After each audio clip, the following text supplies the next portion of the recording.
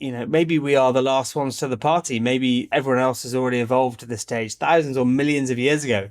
Maybe we're the last ones to the party. Or conversely, maybe we're the first ones to the party. Maybe we are the most evolved life forms in our galaxy. So in fact, we will be the first to start building interstellar bases and communicating with other life forms. And that raises another question. If we were to discover life on another planet that was less evolved than us, how would we react to it? Imagine we found, on one of the moons of Saturn, we found some kind of bacterial, very simple creatures. What would we do? Would we interfere with them inadvertently? Would we try and communicate with them? Would we see if there was any sign of intelligence evolving? I wonder how we'd react to the discovery of an external life form.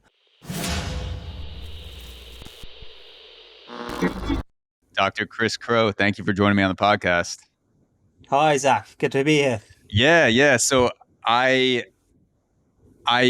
want to start by going through or just mentioning your TED Talks before we even dive into it, because I had the pleasure of watching both of them yesterday as I'm getting ready for the podcast. And for people who haven't checked it out, they're awesome talks and definitely made me think. One's on panspermia and the other one is on the origin of human life. And it's like the TED Talk was so deep and involved that it almost like it's a double-edged sword, because it made me bad at doing my job yesterday, because I was thinking so much about human existence when I'm hearing you talk about how many planets are out there that have the possibility of supporting human life, and then the whole panspermia theory, which we'll get into. I'm sitting there thinking about how small this world is and how small I am, and feeling so insignificant. And I was going through these loops in my brain, like, what would that feeling actually be like if we discovered another civilization, whether it was human-like or non-human-like, just like knowing that something else is out there. And it kind of, I went through this roller coaster of feeling anxious and then also like satisfied, because that means if I'm a fuck up on this planet, the fact that I'm so small, it doesn't mean as much if I'm a fuck up on a planet where there's only one civilization. So I just wanted to ask you, like, how do you moderate your thoughts in terms of being able to do the work you do and thinking about that stuff all the time, and then also kind of taking a step back from it and doing the work and doing the task at hand? Because I watched 2 TED Talks and I was like, damn, like, I just need to take a step back and think about this shit. Yeah, it's a good question. And when you first start thinking about it, like you said, people feel small and insignificant, and they're a tiny part of this huge kind of puzzle of the universe. But at the same time, I find it remarkable that we're a species that has evolved to the point where we can consider our own existence and consider other life on other planets. And yeah, when I was a kid and I first started learning about the size of galaxies and how many stars there are out there, and then when I was older, started learning about distant planets, and in our lifetimes, the first potentially habitable distant planets have been discovered, and maybe by the end of our lifetimes, we might have discovered the first signs of life on a distant world. And I think it's an incredible time to be alive, to be at the edge of these amazing discoveries. We're at such a technologically advanced stage of our evolution now that we can detect these things. I find it incredible that life can evolve on a planet and can evolve to consider its own existence. So, and linking that with my kind of background in astronomy and astrophysics, the fact that we are here shows that we are created from the previous generation of stardust, which has exploded somewhere else in our galaxy and gone on to create the Earth and the solar system. So it's great to feel part of something bigger, but also know that the universe is also part of us, inside us. The very atoms that make up life on Earth have come from this huge cosmos that we now understand with increasing precision and accuracy every couple of years.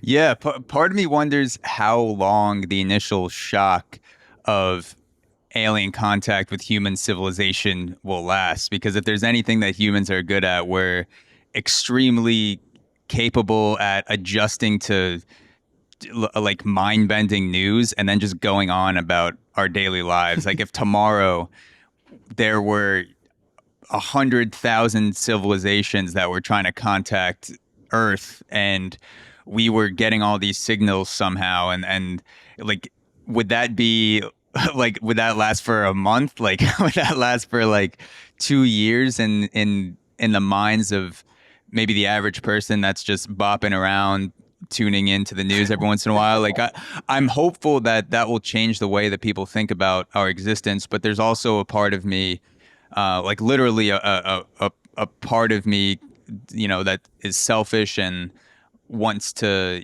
just survive and think I'm special, where I'll be like, all right, well, I'm just gonna keep carrying on and do this thing on Earth and not really think about the overwhelming possibility that there's so many other people out there. Yeah, it would be pretty mind-bending to find out that we were not the only life forms out there. And I often wonder, how would that change the way that people feel about our existence on Earth? Would it make people feel more special because they're part of a large cosmic community? Or would it make people feel less special because they learn that they are one of many out there? And I suppose that would change a lot about the way that we consider our existence. How would that change religion, spirituality? How would that mess up a lot of what people believe in the spiritual and the religious nature of their life here on Earth? I always wonder how we would respond to that. If tomorrow we got a radio signal from one of the SETI telescopes, and it was a signal coming from a planet on the opposite side of our galaxy, and they might have the same minds as us. They might send us some mathematical code, send us the prime numbers encoded into radio waves to demonstrate that the signal was coming from an intelligent life form. How would we react? How would we respond? Don't forget, humans are also a pretty violent life form. So if we realized that that there was life out there, would we suddenly start plugging loads of money into the global defense system?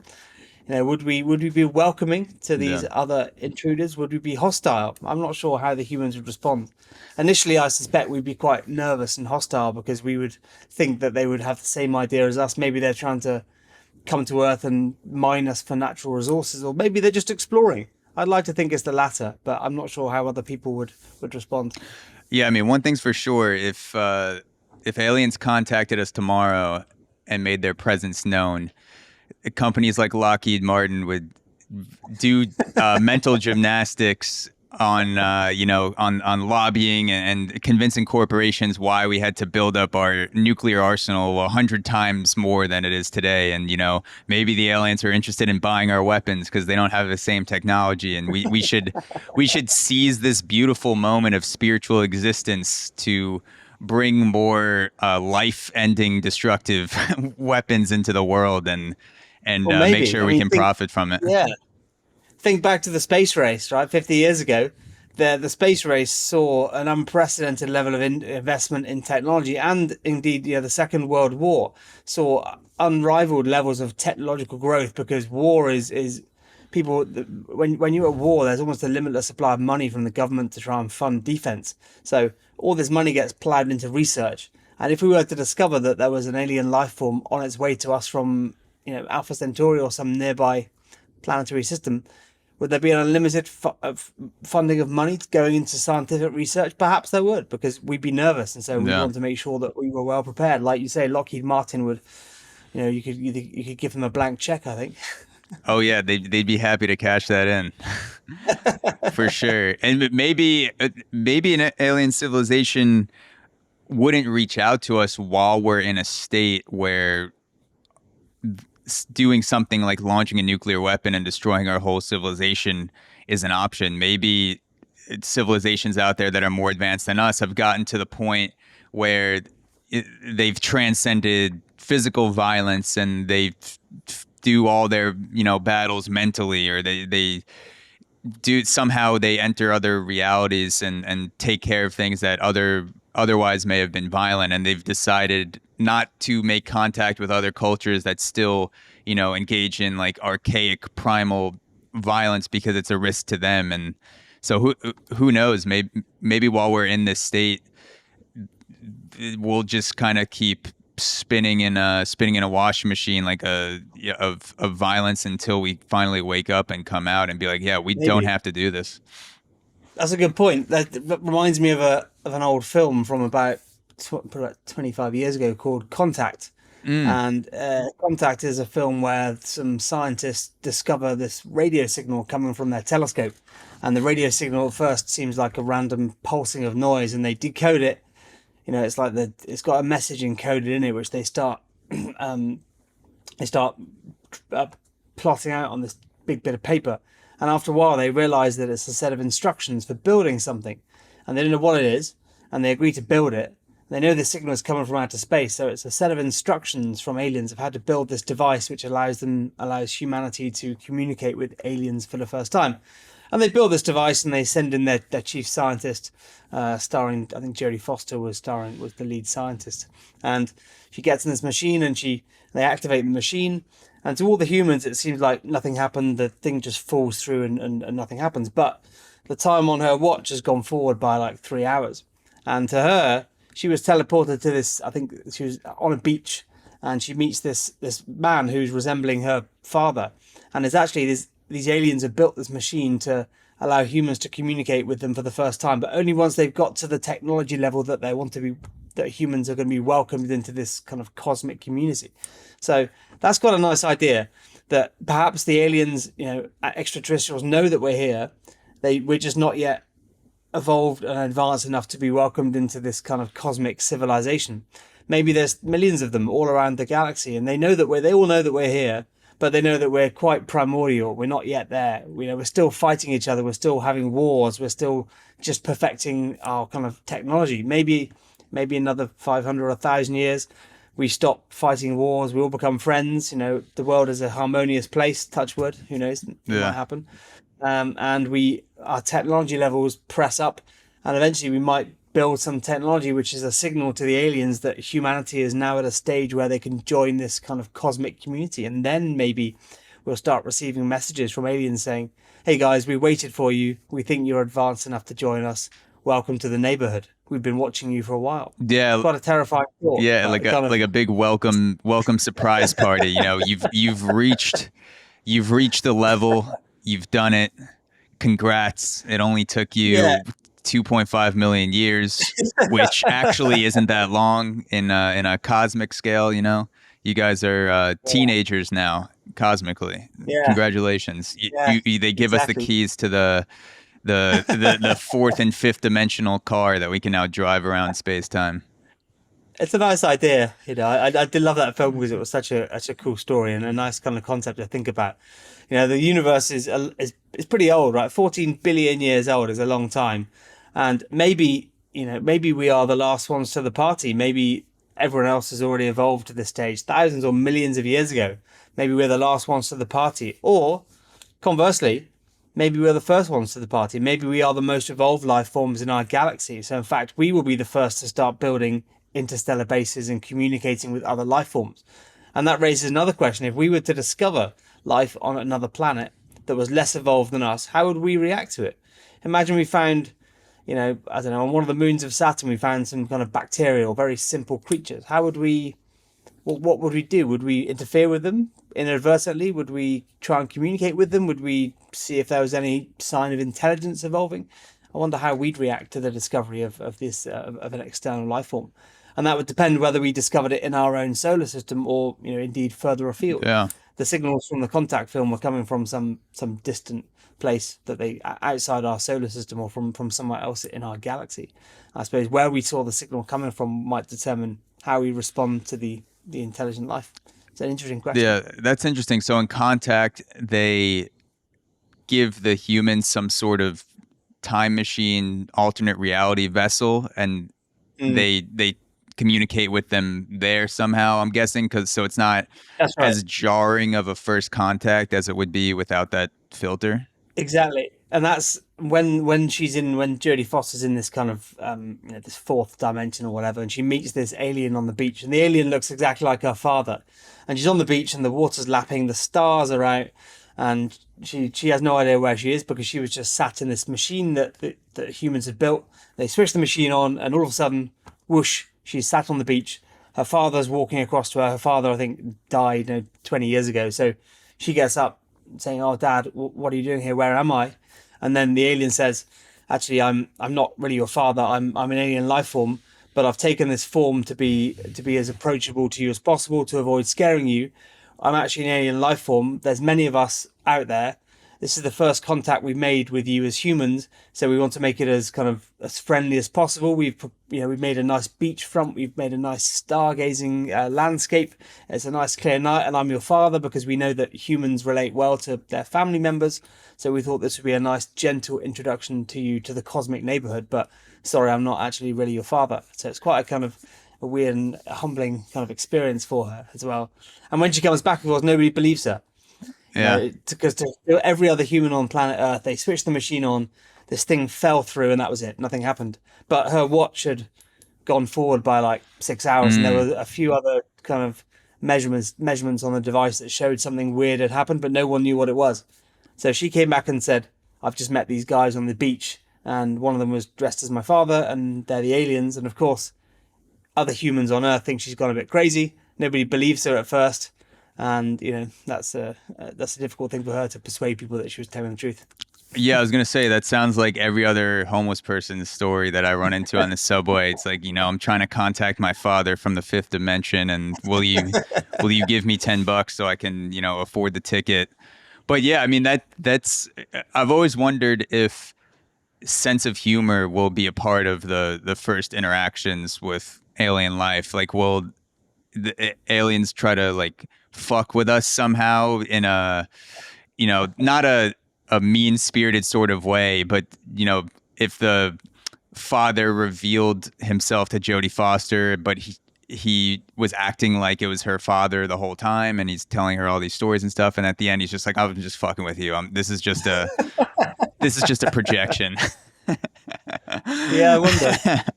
Yeah, maybe they would think, well, what's the best way to communicate with humans? And maybe meet them in a bar with a beer and a smoke. Say, "Hey guys, you like doing this? We're trying to make it general. Let's get high together. Then I'm going to tell you that actually we're not here to get high. We're here because we're aliens and we've come just to say hello." Maybe.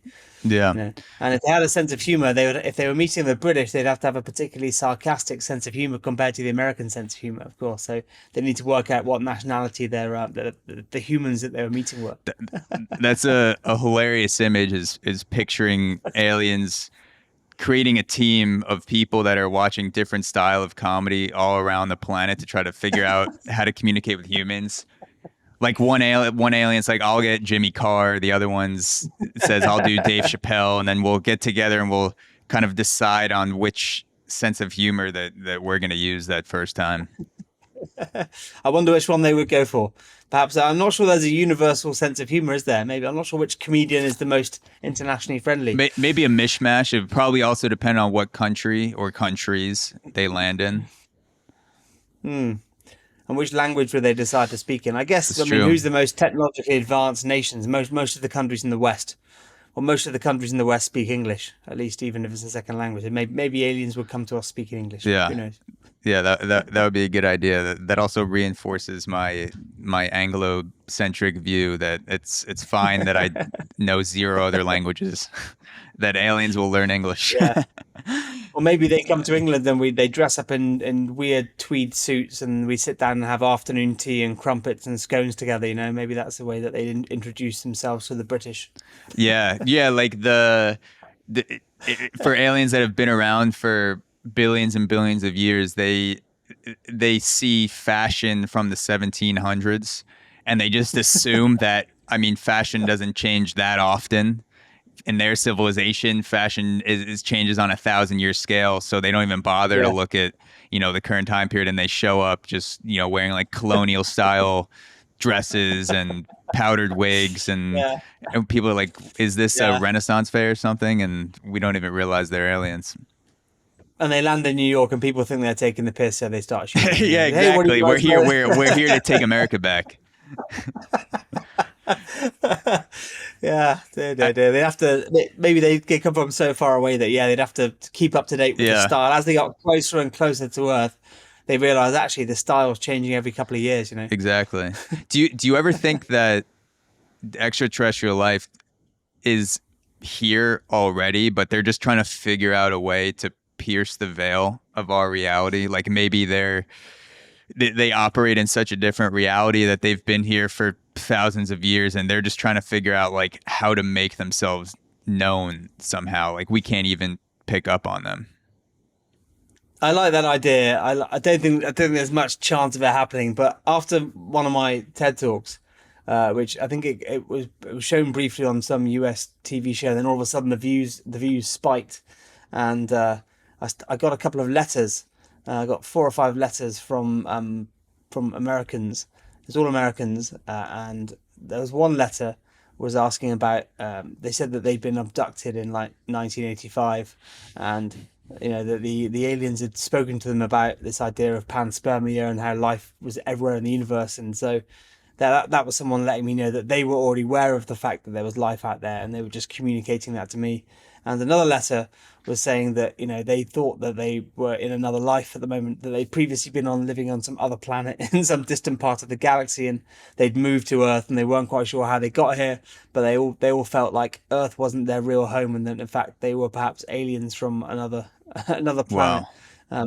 I couldn't respond sadly because they didn't give me an address to reply to, but I'm not sure how I would have responded. I would have been interested to hear their story, but I would have been a fraction skeptical. I'll be honest.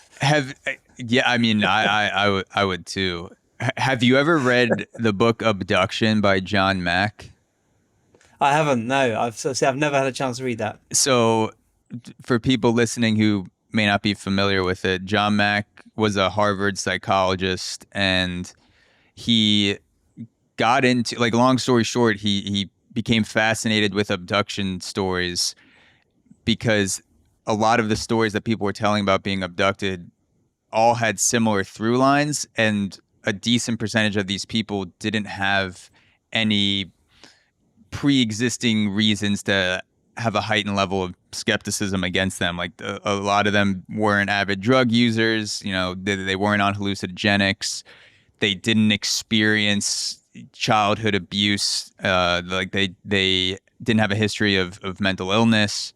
And yeah, it's like these accounts, just I believe it's 13 total accounts of people saying really wild but similar shit, and also being super emotional while it's happening. And he talks about how he spoke to other people with traumatic experiences that weren't abductions, that he knows happened. Like he knows for a fact that these people experienced it, and he's having very similar responses to the people who had experienced abductions. And so one of the conclusions that he comes to in the book is either these people are some of the best actors and actresses on the face of the earth, or they experienced something that may or may not have been an abduction, but to them it was real, in the sense that they were having an experience that left a traumatic dent in their lives. That's a nice idea, and I can understand why people would genuinely believe some things like that, which their brain can create. Good example is dreaming. So, have you ever lucid dreamed? You know what that is? Once I did. I was with a. So Oh, no, go ahead. I used to enjoy lions, and so just for those who've not done lucid dreaming before, I think formally it's defined as when you're kind of half awake but you can control your dreams. So I always get it when I lie in. So on like a Sunday when I won't get out of bed early, I'll wake up and I'll stay in bed and I'll snooze for a couple of hours, and that's when it happens on Sundays. Is that I have a dream and I can control the dream, and the dream is sometimes I'm in outer space, sometimes I'm in different worlds. Sometimes I'm the king of the earth. Sometimes I can fly. Sometimes I'm teleporting across the universe. And when I wake up and I come out of those lucid dreams, I genuinely believe that I've been doing whatever I was doing in the dream. It feels so real because you're kind of half awake, half asleep. And sometimes I have experiences that are so powerful that I'm convinced they've happened for like a couple of hours. Then I zone back into reality and think, no, that was just a dream, but it was so real at the time. So the fact that dreams can be so realistic, and the way that our brain can produce these colourful simulations effectively, the whole concept of dreaming is amazing, and that allows us to understand how people that believe in these experiences genuinely do believe them, whether or not they they happened or not. People do believe them, whether or not they were dreams, the experiences were so powerful that you can't blame the person for believing that they actually happened, if it was an alien abduction or even if it was just a dream. Yeah, I had one lucid dream experience, and unlike you, I had zero control. I was staying with a friend, and I was sleeping on a guest cot out in the living room kitchen area, and the front door is pretty much right in front of me from where I'm sleeping. I'm facing the front door, looking down a hallway, and I dreamt that a pack of wolves came in through the door and just kept piling in like a never-ending pack of wolves, and were just attacking me from my bed. And I remember just being completely paralyzed, like fighting myself to be awake. The hardest I've ever clenched my jaw. I'm just like wake up, motherfucker. Oh man, And that sounds like a lucid nightmare, not a yeah, lucid dream. yeah, that's it. I was like in the apartment, felt like I was awake, which is why it was so scary. And it was like I woke up to the wolves, and then I woke up again, and they kind of just like evaporated.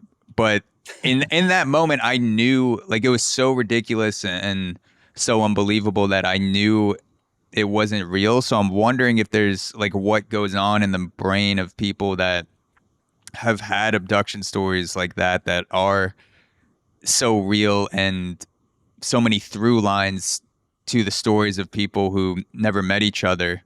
And I'm blanking out on the name of the book. I'll have to put it in the notes, but uh, this author, Diane Walsh Pasulka, I believe her name is, she talks about the influence of pop culture on abduction experiences, like a movie like Contact, and when these experiences picked up, and if people were kind of having like a joint lucid dream of abduction based on films that the entire population has seen or remembered, or someone's told you about it, and you don't even remember seeing it, and you're kind of just like recounting these through abduction stories. So really interesting. And you know, there is something hilarious about aliens traveling thousands and maybe even millions of light years to stick probes up our asses and be like, well, that's it, we got it. Yeah. Why is it always the Americans that get probed? I've always wondered that. Why are they always from like Texas and the south of the US? Yeah, yeah, like why is it never well, actually it is one of the things John Mack talks about in Abduction is the experiences that have been recounted to him have been everyone from a Midwest housewife to an MD. And that was one of the things that not made him believe the stories actually happened, but like made him interested in those experiences, that it was such a wide range of people with different qualifications. Well, the brain. I've always been amazed at the power of the brain, and they say that's the one thing that we don't quite yet understand. We know sort of how it works and how the different bits work together, but it's such a complex thing we've got in our head that it's more powerful than any computer that we can build currently, at least. And so some of the things that the brain can produce, we just don't understand how it produces them. So I'm sure there's many things, many experiences that we just can't explain that our brains have created somehow. We've had these amazing machines in our head that can create alternate realities when we sleep, or can help us remember things, or show us how to live or how to behave. And it's no wonder that some of these experiences can be linked. People that have certain brain injuries can have kind of incredible psychotic experiences and really kind of out of this world and out of this body kind of experiences. Same with, that's what some drugs do to people, right? If you take the right sort of drugs, you can have these incredible experiences that will take you to a completely different psychedelic world on the other side of the universe, and it feels just as real as if you were stone cold sober. Have you ever done any psychedelics? I might have done many years ago. Yeah, I had some fun with a few things, and kind of entered sort of alternate realities at times. And all of a sudden you're flying across flying across the road, or you're zooming around the Earth, or you close your eyes and you're stood on the surface of the moon. And those experiences always come a lot easier after certain substances, I think. Which substances may or may not you have taken, because I've never had a full blown psychedelic experience. I've taken smaller doses of mushrooms, truffles, and I've kind of peeked into what a full blown experience could be like. I've always been super afraid of my reality being completely ripped apart. So maybe that makes me a perfect candidate for something like a psychedelic experience, to kind of let go of that and remember that things are really small, and reality eventually comes back. But if you wouldn't mind getting into it, what may you have taken back then, and if you could go So into the things like specific that. experience. Yeah, things like mushrooms and truffles and things that are legal in certain countries around the world. And different drugs have different effects on the way that they work on the brain, and I'm equally fascinated with the way that the way that the brain works and how different chemicals can be triggered by different drugs, and the way that each drug works is different. The way that it enhances your synapses, or the way that it stops the absorption of certain chemicals in your brain that can give rise to these kind of supernatural experiences. Of course, the kind of the drugs that would produce the most amount of psychedelic effects are like the drugs that you see in kind of Fear and Loathing in Las Vegas. The kind of drugs that they're taking, things like PCP and other kind of Yeah, peyote and things that you LSD. get Yeah. from cactus and LSD tab acid. I think they used to call that, Hmm. little tabs that you put on your tongue, and those are the drugs that will produce the biggest kind of psychotic kind of reaction. And some of them are, I guess, are um, quite mild. It depends, of course, on how much you take. Of course, you've got to be super careful with some of them, because there's when I was growing up and learning about this in I think in my health ed class in school, and they would say, well, some people take a big hit on acid and they never come down. They take so much that they permanently change the way that their brain is wired, and they never come down, and they become kind of crazy and psychotic after one big hit. So I was always a bit nervous about that. Thankfully, I never saw anyone that happened to. But the psychedelic drugs are the ones that produce the most out of body kind of experiences. Really, much more powerful than the standard drugs like bags of weed or alcohol, which are legal in many places now. Maybe the world is slowly softening to the idea of drugs. It's a massive money earner for the government, and imagine if they were think of countries that have legalized it, like places in Holland, places like Amsterdam is kind of the European drug capital, I suppose, because truffles and mushrooms and weed are legal there, amongst other things. And so that's where most of Europe goes if they want to get legally high for a weekend. Um, Yeah. but Yeah. But given how much money the government makes, it's perfectly well controlled. It's not safe, but it's processed in a safe way. They guaranteed that the stuff they sell is of a certain quality. It's gone through all the processes like normal pharmacy drugs have to go through. And so I often wonder whether slowly the world will warm to the idea of drugs, especially when they realize how much money they can make out of it. If they legalize heavier drugs like acid or cocaine or any of the more kind of class A drugs, as we call them in the UK, so the top classification drugs that you go to prison for the longest time if you're caught with them. Maybe if the government realize how much money they can make and how kind of relatively safe they can make them compared to alcohol, maybe that'd be a huge new industry for governments. It would yeah. remove a huge amount of crime and stuff from the streets, because you'd eliminate all this kind of this multi-trillion-dollar drug industry around the world. Yeah. It sounds like Class A is the same thing as Schedule One in the U.S. Yeah, I think so. But yeah, I think controlling substances that people put into their bodies, and those people being at no risk to harm anyone else, you're just putting things into your body. I think that control today will be one of the things that people look back on 50, hundreds of years from now and think about, like kids born 300 years from now will be like, holy shit, you used to have to walk to the corner of some shady alley and buy weed in most areas of the world, and now you get it like Grubhub from certified growers, or which already happens with apps like that. But I think more drugs should be of that nature, where it's made legal, because like you said, it's also going to be safer. And that's one of the things that has hindered my own experimentations with certain drugs that have been proven to have beneficial, even therapeutic effects like mushrooms or MDMA in New York is because I already have anxiety for putting things into my body, and I get extreme anxiety when I'm not completely sure of the nature of those things and when they haven't been tested and is it laced with anything like that. And that, to me, that would completely override the benefits of a drug experience. So if there was a legal option with something like mushrooms or MDMA, peyote, where I knew that this is exactly what I'm putting in, this is the dose. You walk in like it's a bakery, like you do with weed, and you're just like, which food shape do I want to put into my body in the exact right dosage to produce this effect? And experts behind the Yeah, counter can tell you, this is what you're looking for, this is what you're not looking for. Just like the money to be made and the safety of that compared to what the drug markets are today in the black I think market. so. It's amazing how long it's taken for, the government to come around on something like marijuana. There was often back in the day in the old raver days, back when people would were called the kind of 90s ravers. So I was born in 86, so I'm 36 now.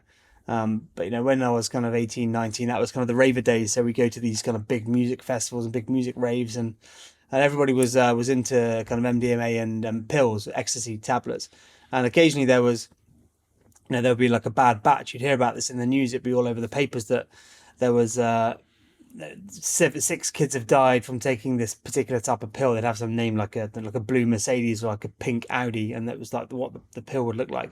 And so there'd be this big press release to all on the news station saying, "Hey kids, don't take drugs, but if you're going to take them, don't take this particular one because it's a bad batch. It's been mixed with some dodgy chemical and it's killed six people who haven't overdosed, or they've just Mm. taken the normal amount, but obviously that particular batch was laced with some dodgy chemical."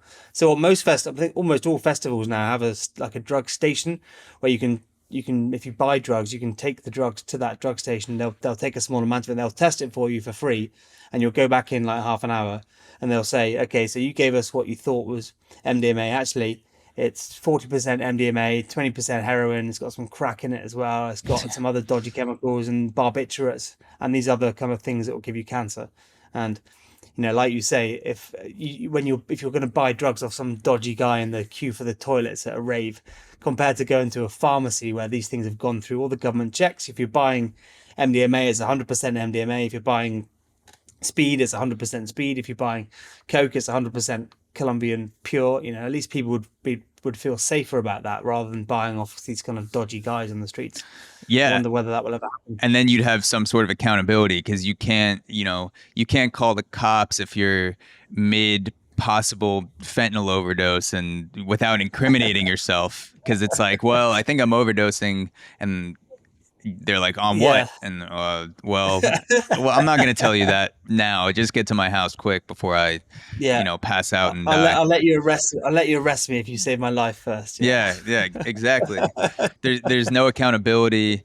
There's no safe way to do it. It's kind of like the Catholic Church treats sex, where they say the best policy is abstinence, and it's like, well, that's not going to happen. So you're just not going to allow people to do it in better, safer, more fulfilling ways, or you're just going to keep saying no sex, just like no drugs. You're not really providing a realistic alternative for people to have quality experiences, which is a part of drugs, astrophysics, That's why people do it. podcasting. Yeah, It's all about the experience. There's a reason why people take drugs. It's not, some kids take drugs because they want to be naughty, and that's part of the drive. They like it because it's illegal and they're misbehaving. And they get high and they enjoy that, but they quite enjoy the fact that they're going against the rules. mm, But the reason why drugs are so popular is because they make people feel good.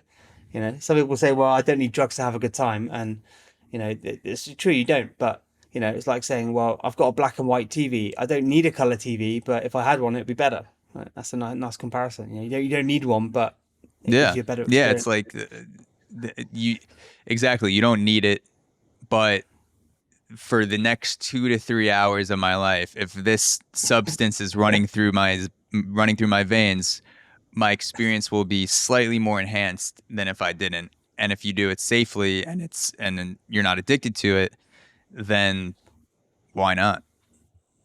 Yeah, as long as you can be responsible with it. Yeah. And some people have incredibly addictive, personalities. I know several people from my childhood when you can kind of tell the kind of person that they were, and when they got into it, they really got into it and started going off the rails a bit.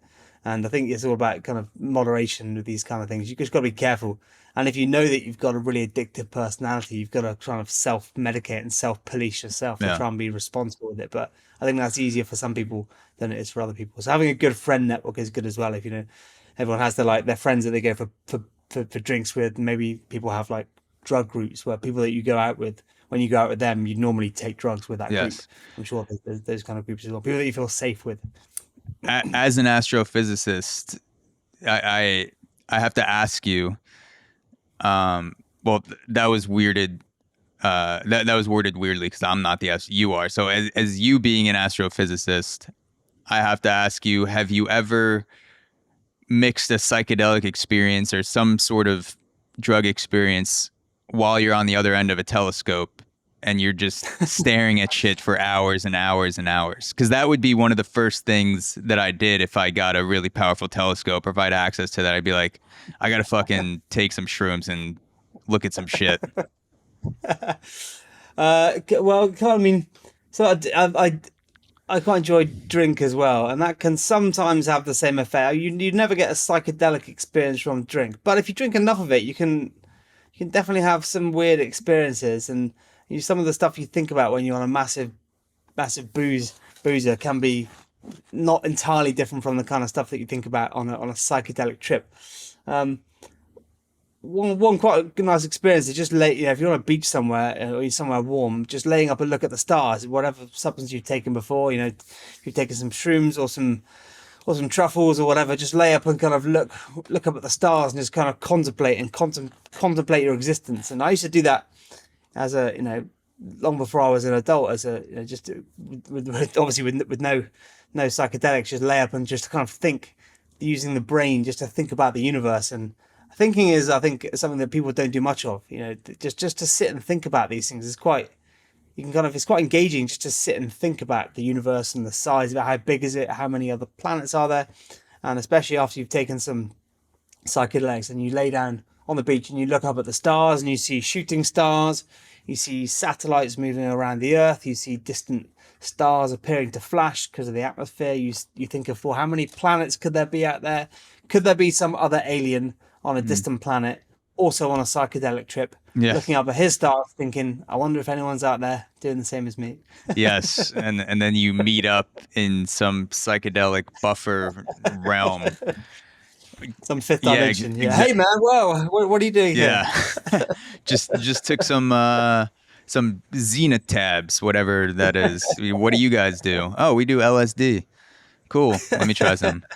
Do you have a distinct moment where you remember being absolutely captured by the night sky for the first time as an early, whether it's middle school, late teens, just a specific moment where you were looking up and your life went on a different path since you're just absolutely enamored by the night sky? Kind of, yeah. There was a moment. Probably the reason why I went into astrophysics. I was a little kid. I was at my grandmother's house up in Yorkshire in northern England, and I'd been reading the Stephen Hawking books. So I'd read The Universe in a Nutshell and A Brief History of Time, and a few of his other books on black holes and baby universes. And there's one book in particular which I found quite inspiring, partly because it was well illustrated.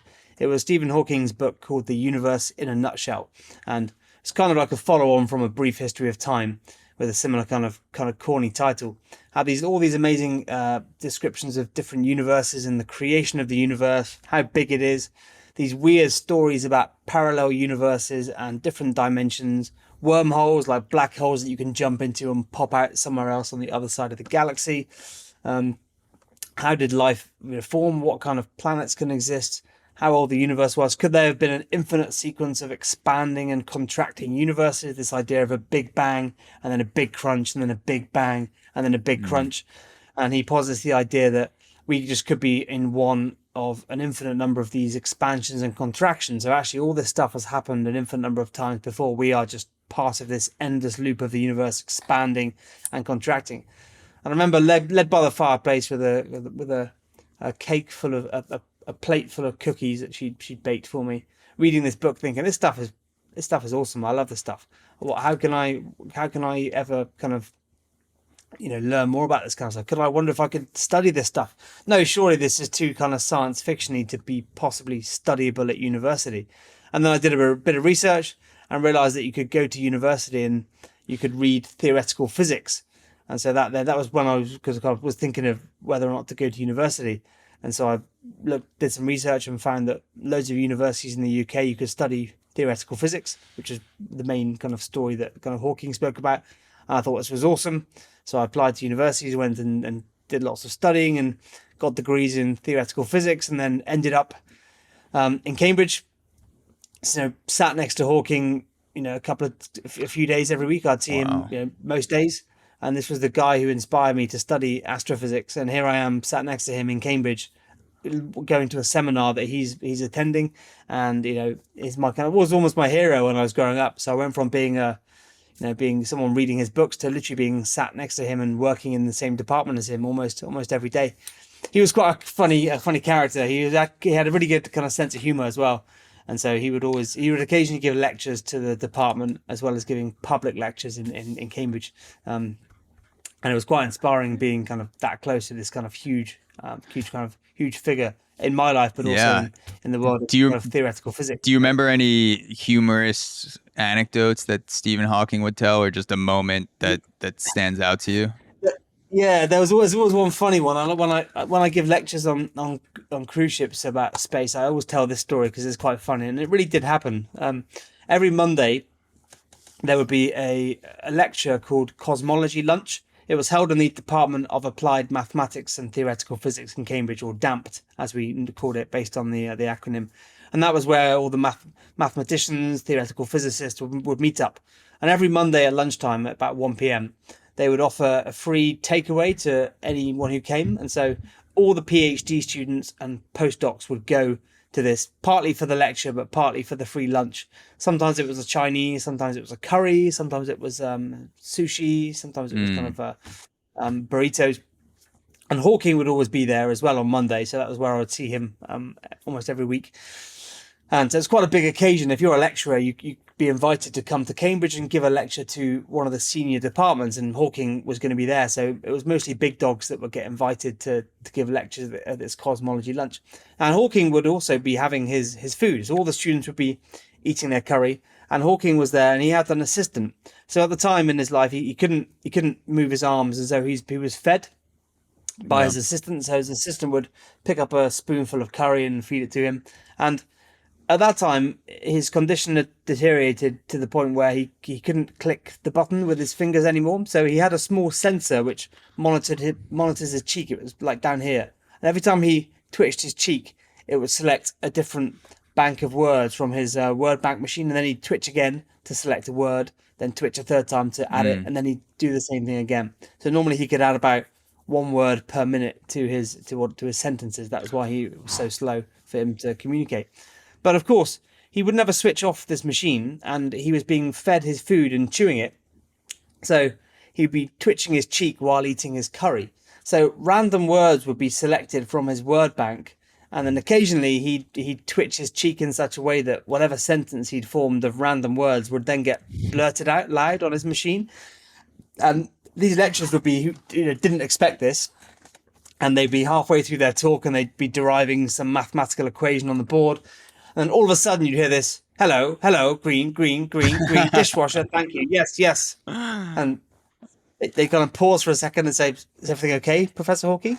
And obviously he was fine, and everybody else would giggle, and then somebody say, no, it's just randomly his words coming out of his machine. That's hilarious. But the first time you heard it, you're like, Has Hawking come up with some kind of genius statement that the secret to the universe is green, hello, dishwasher? Maybe that's the secret to life in the universe. Yeah, like all the students are just frantically writing it down. They're like, this is this is what unifies physics with quantum mechanics and green. Exactly, This is like that's the it. unifying theory. This Absolutely. And there's one lecturer I remember who gave a really bad lecture. It was just an equation of, it was just a 45 minutes of just maths. There was no, he was really bad lecturing style. He just wrote maths on the board, and it was just slides full of maths after maths, integration, differentiation. It was just hard to follow. It wasn't a very good talk at all. boring as And shit. even all the professors by the end of it were like, "Oh, for God's sake, is it over yet?" And he got to the end of this derivation, and I thought this was deliberate, but I'm sure it was accidental. He got to the end of this horrible derivation after like 40 minutes, and he turned around and said, "I hope that's clear for everyone." And then Hawking went, "Yes, perfectly, thank you." Out of his machine. Yeah. Now, I'd like to think that was a random choice of words, but I think it was probably Hawking just kind of getting bored and deciding to, deciding to have a laugh. So he had a good sense of humor, Professor Hawking. That's amazing. It's the best excuse to say anything because no one can really get mad at you. And if they do, you can just say sorry. That's like, my own version of voice box Tourette. Sometimes I'm chewing my food and it just comes out in a perfect insult for the moment. And some people I happen to align my insults more with others, but I assure you it's completely random. It's entirely random, yeah, honest. Yeah. So I mean, working alongside Stephen Hawking and then being in his presence, you must have picked up on some habits or mindsets, including humor. Like I'm sure that can be such a big part of the way that you look at the world, is what things you find funny. Were there other things that you picked up on that once you realized it about him, it kind of made sense that he was so great, like so well known, just like things that he would do or styles of thinking, what he would say? So he didn't make many publications until too later on in his life, but he would often give kind of speeches and kind of colloquia and seminars to both students on an astrophysics level, but also mostly to the general public at the time. And he was very good at inspiring people, partly because of what he had managed to achieve with his condition, but also partly because of his love for kind of thinking outside the box. And he published a load of really exciting and fascinating scientific reports on some of his ideas about things like black holes and galaxies and baby universes. And the way that his books were written were very similar to the way that he would kind of talk and communicate to his students. And he also had his audiobook must have just been absolutely fascinating because you can't tell what's sarcastic and what's not. Exactly. And he had an interesting way of kind of viewing the universe. Yeah. You'd always think, well, we don't know what's out there, so it's worth exploring it. And he was also going back to our previous topic, Hawking was definitely of the opinion that, there was other life forms out there. But also, interestingly, he was convinced that humanity should leave Earth. He decided that we were destined to leave Earth at some point, to go off and explore the stars and to expand our base from this tiny planet orbiting around an average sun in one corner of our galaxy. Hawking thought this was just the first stage of humanity. We're a stage 1 civilization, so we're on our own planet. To get to the next stage, we've got to start branching out into other planets, firstly in our solar system, and then further afield, other worlds that we discover that are habitable in our galaxy. So he was a big proponent of that and was convinced that if humanity were to succeed, we must leave and go to another place. So like we'd have to build these interstellar launching pads, essentially start in our own solar system and then keep expanding that way. Exactly. So to get to our solar system, it would be relatively easy. You could do it. I'd imagine we'll probably built a base on Mars. By the time I pop my clogs, that's a British expression for dying. Whether they popping clogs, I'm not sure that translates. Pop my clogs. Are clogs shoes, like wooden shoes? Clogs are like wooden shoes. Yeah. Okay. So when you say someone's popped their clogs, that just means they're dead. It's a nice way of saying they've died. So I think by the end of my life, I think we'll have a base on Mars, whether that's Elon Musk or somebody else who's built it. We might have figured a way to start to produce an atmosphere around Mars, so we might be able to turn Mars into a habitable planet. Right, we can just drop a load of nukes on the North and the South Pole. That will produce a lot of water, which will then start to spread out around the Martian planet. Now, we'd have to keep doing that because the Mars is so small that the atmosphere drifts off automatically. But building a base on Mars is relatively easy. I use the word relatively pretty loosely there. You know, it's hard, of course. It'd be the most amazing Yeah. thing we've done, but it's relatively easy on a cosmic scale. Getting to the further planets will be harder. Things like the moons of Jupiter and Saturn, places like Europa might be full of liquid water underneath the icy surface. Places like Titan, one of the moons of Saturn, might be suitable for building bases on. So that's the solar system, and that's relatively easy to get to. But getting to even the closest planet would take us hundreds or thousands of years even to get to, let alone build a base. And imagine that we discover one day that the Earth is, about to get hit by some giant asteroid that we discover. We decide we've got to go elsewhere. Well, perhaps we'd first of all go to Mars, but maybe we discover at some point that the entire solar system is destined to smash into a local black hole or something, which might end the sun. So we've got to go further afield. We'd have to send across enough resources in some ship that could be used to establish an entire civilization on some distant planet. You'd have to take thousands of seeds for plants. You'd have to maybe cryogenically freeze a few thousand humans on this big spaceship, pack all the things you need for your camping trip when you're setting up a civilization in some distant planet, fire this thing at this other planet, make sure that there's enough power on the spaceship to keep everyone frozen for maybe 10,000, 100,000 years while they get to this planet. Then unfreeze everybody, land on the surface, and build a civilization. That might be the next stage in our intercosmic development, and that's quite an exciting story. I think it's a long way away before we start thinking about that. Let's start with building a base on Mars. Well, let's say 20 years from now, we're ready to launch to Mars, and the head of the Mars SpaceX team or whatever company is building the first compound, the first base on Mars for humans. And they approached you and said, Chris, we need an astrophysicist. We need someone on board. We're going to train you how to be an astronaut. You're going to leave in 20 years, but you're never going to come back. You're going to die on Mars. Would you be open to doing that? Absolutely, yeah. I'd be the first person to sign up. Yeah, that'd be awesome. I don't think my wife would like that very much, but maybe she can come with me as well. Yeah. No, that would be interesting. Like, just from a cultural perspective, I would be so fascinated at what type of culture develops on Mars, like what Martian culture would be, because that there would be a bunch of nations on Earth that would try to control Martian culture for when they get there and call dibs on certain things, and Martians would just be like, fuck off, you're millions and millions of miles away.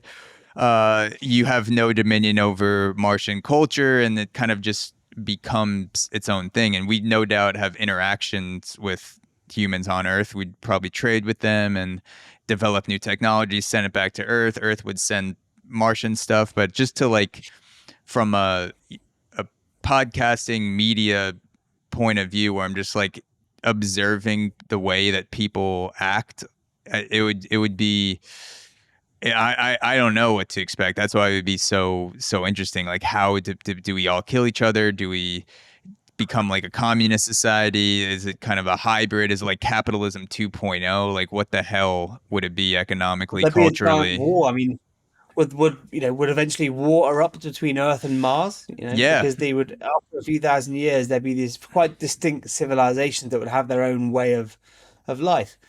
The way that kind of communities and countries have evolved on Earth after they've been created. Think of the old colony days, right? The British were pretty good at establishing colonies all around the world, and most of those colonies get to a certain point and decide to break away, and become their own country, and then they develop quite a different society than where it's come from. Same might happen in the solar system. After a few hundred years of people living on Mars, they would feel like it's their own planet. They do things their own way. And despite the fact that they were basically an Earth colony that was shipped to Mars, maybe they find different ways of living in different cultures. There's a great series called The Expanse, which I watched 2 years ago. And it's kind of like a sci-fi. It's a bit like a soap opera crossed with a sci-fi adventure, and it's about this kind of community in the solar system, and it's kind of symbolizes what we're discussing here, that in a few thousand years humans have got bases on Mars, they've got bases in the asteroid belt, they've got bases on these other planets in the solar system and moons. And all these wars start to erupt between the different groups. I think one group is called the Belters. They're the people that live in the asteroid belt, who are largely kind of workers. They're like a working class people who mine the asteroids for resources and then send them back to Earth and Mars. Then you've got people on Mars, of course, who have their own agendas and they want to keep Mars as the leading base. And the Martian people can attack the people on Earth by diverting these asteroids to rain down hellfire on Earth, and then Earth has to try and defend itself from the Martians, and they all have their own distinct kind of colonies. And I suspect that would happen if given long enough, unless there was some interplanetary agreement, a bit like NATO, but for planets, maybe NAPO, National Association I like of Planets. Yeah, well, if Americans are the ones who make it to Mars first, I do know that one of the first things that's going to happen is the CIA will plan some sort of attack on Mars and make it look like it was coming from another country. And then America will be like, well, now we have to go invade Mars to take it over because we're doing it for national security purposes. That would be the most American version of what would happen with a Martian base. So I hope there are other countries, which there will be for sure, included in that first mission to kind of balance out the war machine.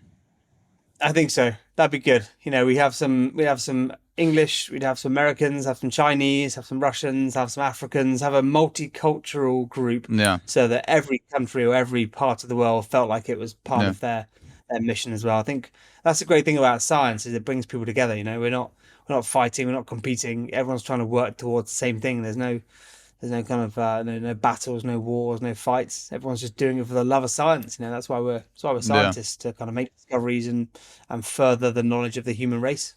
So going back to your TED talk on extraterrestrials, let's say we don't get into a humanity-ending nuclear war, Mars versus Earth, and we do eventually contact extraterrestrials. What makes you so certain that alien life exists? Mostly the numbers. So from a mathematical point of view, I mean, the probability is almost one. I think it's almost certain. I think that there's life out there. I don't know whether we'll ever contact it because the distances are too big. But one means 100%. Yeah, okay. Yeah. So 100% sure they're out there just from the numbers. So if you look at our galaxy, the Milky Way, it's got something like between 400 and 600 billion stars, and all the galaxies we see around our own galaxy have about a similar number of stars. Some are bigger, some are smaller, but they're all of the same kind of rough size, a few 100 billion stars. And now we know in the last 20 years that in fact many stars have planetary systems just like our solar system. In fact, the more we discover about these distant worlds, the more ingredients for life we find, like water, methane, and other potentially organic molecules that should be out there. So we know that the stars have planets are out there, and we know roughly how many of them there are, right? If we can count the number of galaxies around Earth, we can do this by using telescopes like the James Webb Space Telescope or the Hubble Space Telescope. There's an amazing picture that was taken called the Hubble Deep Field, which was this tiny patch of space that they pointed the Hubble Space Telescope at, and they left the exposure open for something like a couple of days. And they got this picture of a patch of space that they previously thought was blank and was nothing there. And there were thousands of galaxies in there. Some of these galaxies were quite old, but all of them were similar in size to the Milky Way. So if we can extrapolate that tiny patch of space across the entire kind of sphere of the universe around us, we can count how many galaxies roughly there are. Now, the James Webb Space Telescope took a picture of the same area that Hubble did, using a much shorter exposure, and saw something like between 5 and 10 times the number of galaxies in that same patch. So we can roughly estimate that our observable universe, that's our universe out until the bit that we can no longer see because it's receding from us faster than the light can get to us. We can count that there's going to be something like 1,000 billion galaxies, so 1 trillion galaxies. Now, each of those galaxies has about, say, 500 billion stars in. So you've got 1 trillion galaxies, each with a few 100 billion stars, and most of those stars have planetary systems. Now, even if only 1 in 100 of those planets had water, which is again quite low based on recent studies, and even if only 1 in 100 of those planets that had water ever went on to evolve life, and even if only 1 in 100 of those planets that had water that went to evolve life evolved intelligent life, I mean, the numbers are staggering. There's still billions and billions and billions of worlds out there that have water, have evolved life, and could evolve intelligence. And the question is, well, does life evolve spontaneously? And that's a kind of a nice question. And as a scientist, I'm of the opinion that it does. Okay, Yeah. my religious friends going to disagree with me pretty strongly about that, but I'm a devout atheist and scientist, so I think there's a rational explanation for almost everything except the creation of the universe. I've not quite worked that one out yet. But When you do, let me know. We'll do a podcast. I will, yeah. I will, absolutely, yeah. Where the universe was created from. At the moment, all I can say was a quantum fluctuation that preceded the Big Bang, and that went boom.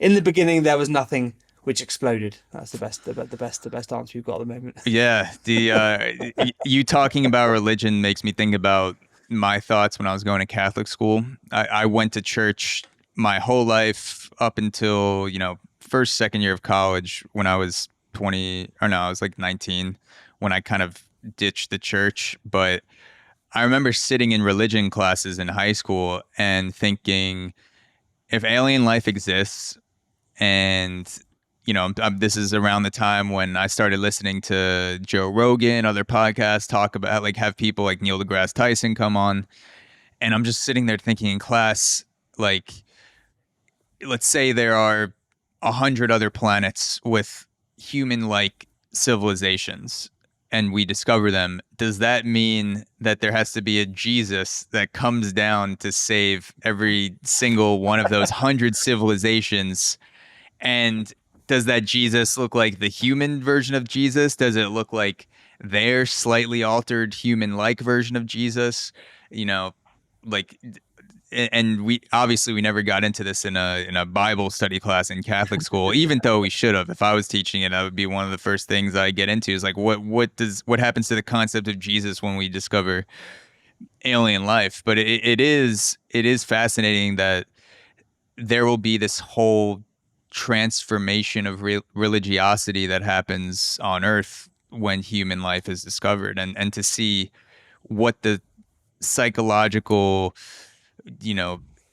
sort of break points that will give way in ideologies, which ones will hold strong. Will people just choose to ignore things? Will they alter the religious beliefs to kind of fit the mold, or will they just completely get rid of them? Like, it is a wild thing to think about. Yeah, I've always wondered, yeah, how any church can factor in teaching about science into their curriculum. That's a big kind of question. How should schools teach, you know, creationism versus science? And some people say, well, you should present the kids with both options and then let them choose. Others would say, well, let's just teach them the facts and not teach them any hypothetical theories about a magic man floating in the sky. And others will say, well, we should, many schools in England, for example, are Church of England schools, so they're founded on this religious premise, that you should teach about God in school, but they also teach about science. And so, where should you split that, and how would they adapt if we discovered life? If God created the Earth and the universe in 7 days, did He work on all the 100 planets at the same time? Did He take 1/100th of a day for each planet, or was it 7 days per planet? So it took Him 2 years. It took a weekend in between each planet. Did 5 days, Saturday and Sunday off? Like, what was the rest day? Was it Sunday? Was it Tuesday for Mars? Was it, what's going on there? But yeah, I mean, that's the thing with religion. There's, I growing up Catholic, I do see the value in the cultural aspects of religion, where if you're growing up in a place that's not like New York City, like you're growing up in, bumfuck Idaho or whatever, your group meetings, your community, a lot of times is the people that you see at church or mosque or temple, Yeah, wherever you go. But then there's also all these things where you just, religion teaches you to work backwards from the belief that must be true instead of looking at evidence and thinking for yourself.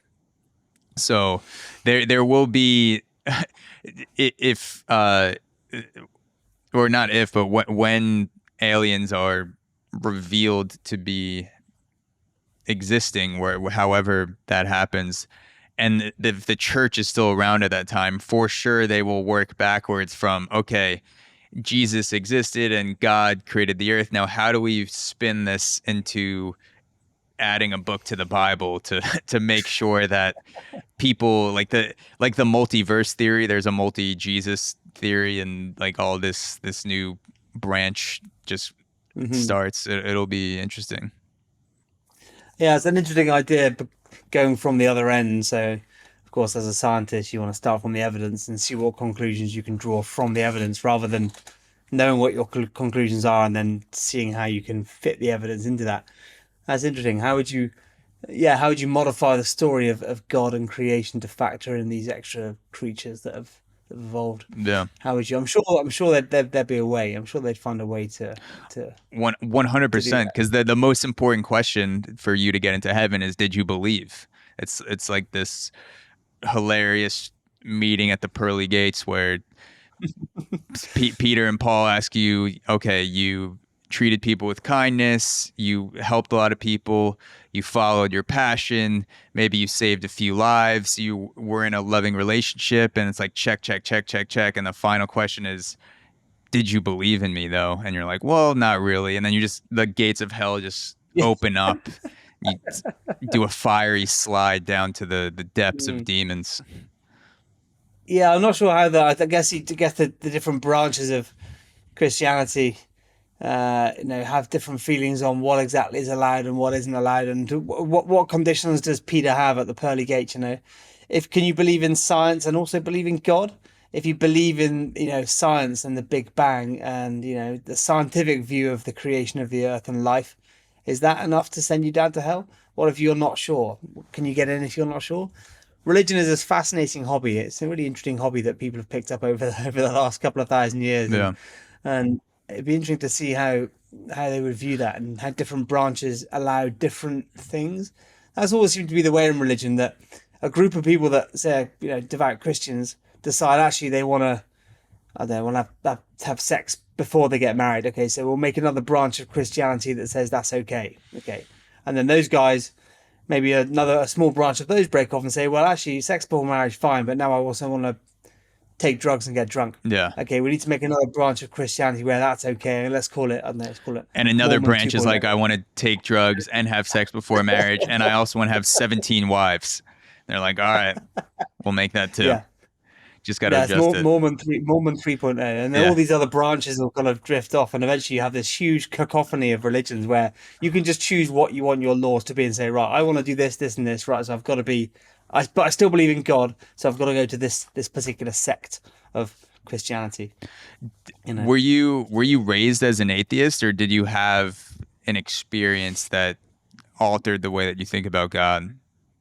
I wasn't raised as an atheist. My parents are my parents are not religious. My father was not religious. We never went to church. We went to church for marriages and funerals and christenings, but that was it. We never went to Sunday church. And they never told me that that God existed. They never told me that He didn't exist. Obviously, I learnt about it in school, but I remember I was always quite scientifically minded as a kid, and so I was always the geek that enjoyed the science lessons and the math lessons, and I was like looking for evidence and why. I'd always ask why in science. Why is that true? And the teacher would say, well, because of this. I'd say, well, why? They'd say, well, because of that. I'd say, well, why? And then eventually they'd run out of knowledge, and we'd get to the point where there was no answer. And I like to do that with the children that I teach in school. I just get them to ask why and see what happens when they get to the end of their knowledge, where they get to the point where they can't answer why. And religion is the ultimate answer to that why, because you can always end a discussion like that with saying, well, because God did it. That's a good end point. And that's where it comes to faith and belief, because you believe in it. You don't need any justification. It's gospel, it's truth, it's God's word. Therefore, you don't need to ask any more why questions. But when I was growing up, I was thinking, why are all these people believing in God when they've never seen him? And I would go around and ask my teachers, have you seen God? Have you ever met him? And they say, no one ever meets God. He's a supernatural being. And I said, well, does he fly? Is he kind of floating? They said, no, he's in heaven. I said, well, where's heaven? They said, it's, and they'd always point up. I said, well, is it above the earth? Is it on the moon? They say, no, it's a spiritual place. You can't go there. It's on a different dimension. I said, well, how do we get there when we die? What happens when we die that teleports us to this other dimension? And they said, well, quantum entanglement. Yeah, exactly. Yeah. God does it. Yeah. God is a quantumly entangled particle. And when you die, you either decay into heaven or you decay into hell. So I was quite scientific. So I never liked the idea of just kind of accepting that, well, just God did it. Yeah. I always wanted to ask why. Like with the tooth fairy. I remember when I was about, 9 or 10. And I don't know if you do this in America, but in England, when you're a little kid and you have a tooth comes out, when your baby teeth come out, you put the tooth under your pillow, and then the next morning there's like a 50p coin or a £1 coin, and the tooth fairy. In America, it's the same thing, but the parents take away the tooth, and when we wake up in the morning, it's a gun and a cigarette. I remember after about the third or fourth tooth had come out, and I remember said to my dad, is this tooth how does he or she get in the house? And my dad was like, oh well, he's magic. He just floats in and takes the tooth. And I was like, really? And I was like, did you do it, Dad? And he's like, yes I did, son. Yes I did. Don't tell your mother. I said, okay, yeah, Dad. And then the next year I said, Dad, Father Christmas, he must be pretty bloody fast if he gets around 4 billion houses in about 12 hours. And then I thought, well, if he's traveling between each house, he must be traveling at like a few thousand times the speed of sound, right? And he must break all these laws of science that we've been taught in school. How does he do that, Dad? And Dad was like, well, he's magic, so that's how he does it. And eventually I was like, well, I don't believe in magic, Dad, so is Father Christmas real? Yeah. And he's like, no, don't tell your mum. It's like, okay, Dad, don't worry, I won't tell mum. What do you think about scientists that started studying science, whatever branch it is? They start studying science as an atheist or an agnostic, and then they become closer to God the more that they get deeper into whatever they do, chemistry, astrophysics, etc. Yeah, there's a few of those. There are a few characters that I meet that were very religious at the Institute of Astronomy in Cambridge, where I did my PhD, and difficult to see any changes. But the people that I spoke to that were very religious, they saw no problem with being a scientist and being and being religious. They would, because in astrophysics, we get to the point where we don't know the answer to the why question either. We come to the point where, particularly as a cosmologist, I was intrigued by the birth of the universe. How is it created? And we get to the point where we can't see any further. We can't see the moment of creation. We don't know what came before that, and we don't know why. So I can understand how people don't find any confliction between being an astrophysicist and a scientist with their religion, because eventually you come to the point, even in science, where you don't know the answer why. There's this lovely kind of concept of this kind of sphere of human knowledge, and the things that are outside the sphere we don't know. The things that are inside the sphere we can understand, and over time this sphere gets larger and larger and larger because we understand more things. We have more people doing Ph.D.s in scientific research, and the sphere of human knowledge gets bigger and bigger and bigger. And a Ph.D. is a tiny little nipple on one side of this ball, which makes it a tiny bit bigger. And so ignorance is all the stuff out here, which we can just explain by saying, well, it's Father Christmas or it's God.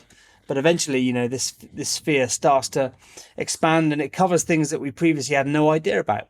Right? We never knew about, particularly in astrophysics. The universe gets bigger with each generation that studies it, because we have bigger telescopes and more scientific understanding.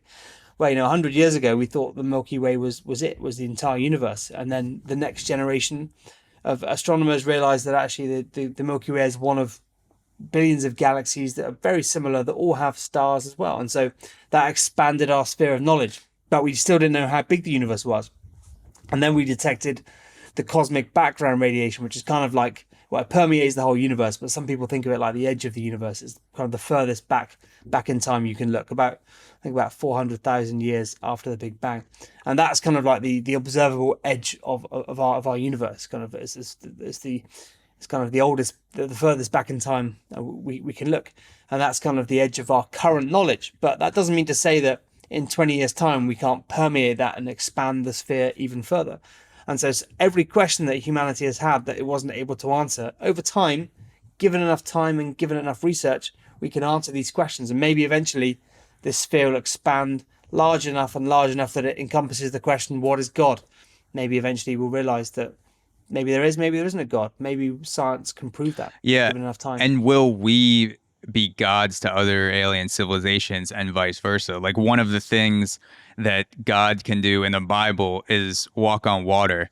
And if we meet another civilization that has people walk on water, will people that are devout believers in the Bible think that they are somehow Christ-like or God-like figures? And maybe another civilization can't swim. Like, maybe in their Bible, God goes underwater because that's like the equivalent to hell for them. They're not able to exist in H2O for some reason. So they come to Earth and see humans doing cannonballs off diving boards, and they're like, oh my God, these people are gods. Like, this is amazing. So it's like, well, our understandings and lack of understandings line up perfectly with other civilizations? The answer seems like it almost probably no, 100%. Like, there'll definitely be different levels of understanding. And then, like, what buckets do those civilizations put their lack of understanding in? Do they automatically go to, okay, it has to be a higher power that we don't understand?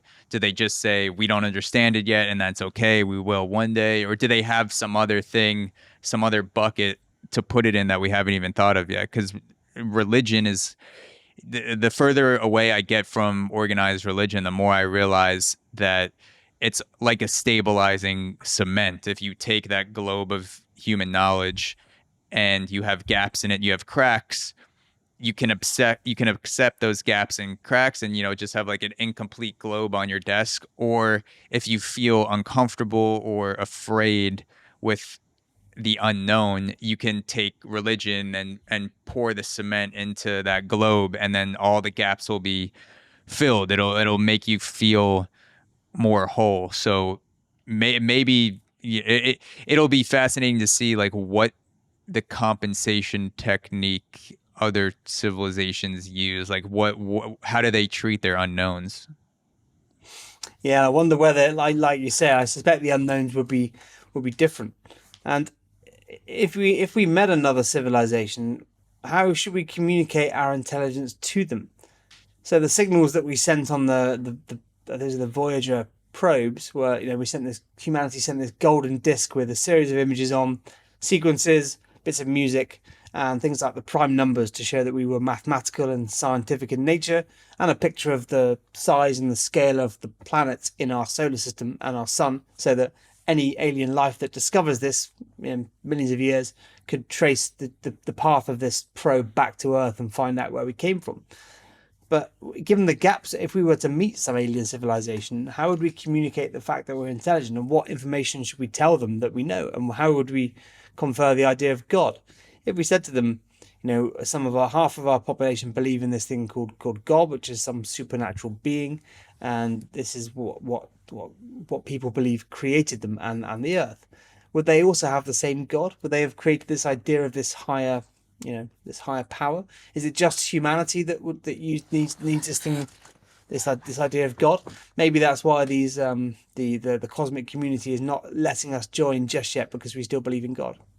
Maybe they're waiting for the point where humanity is entirely entirely atheist. Yeah, I was gonna say, maybe those civilizations are not training or are not tracking violence to figure out when to make contact with us, but maybe they're tracking religion and our view of God, because that is the source of so much violence on the earth, so many wars, so many disagreements, so many deaths and suffering. The violence is almost a byproduct of our progression of religious views. So maybe they're kind of looking at, okay, a few thousand years ago, they were chopping people's heads off in pyramids and, letting them roll down into, the public square. A few thousand years later, they're hanging witches and burning them alive. Okay, now at 1900, it's getting a little better. They're fighting more civilized wars. They're not, there's no sorcery involved, and maybe they're waiting till we and if not transcend religion, we get to a point where differences in religion no longer cause animosity and violence. Yeah, I think that's a nice idea. And I've always been quite alarmed by the fraction of the death and suffering around the world historically that has been mostly caused by religion. It's been the premise for many wars, and even in modern times, with differences in religious opinion, and you know expanding your religious community to take over other countries has been a big dominating factor in the spread of humanity around the world. So, like you say, maybe they think, well, we need to give them another 1,000 years before they stop bombing each other. They're not quite as weird now, but they're still dropping nukes on each other. So maybe give them a bit more time. Yeah. I actually I asked ChatGPT, do aliens exist? I don't know. Have you played around with ChatGPT yet? I have, yeah. I teach an introduction to artificial Oh intelligence wow. course Okay, so here you're in London. So you're we build neural networks, and we build very simple versions of kind of ChatGPT. But ChatGPT is an incredible tool, and I think it's a sign of things to come. The yes. end of Google, some people say. Yeah, so you're miles ahead of in terms of this stuff than me, obviously. But What did GPT think about God? I mean, I've never asked it that.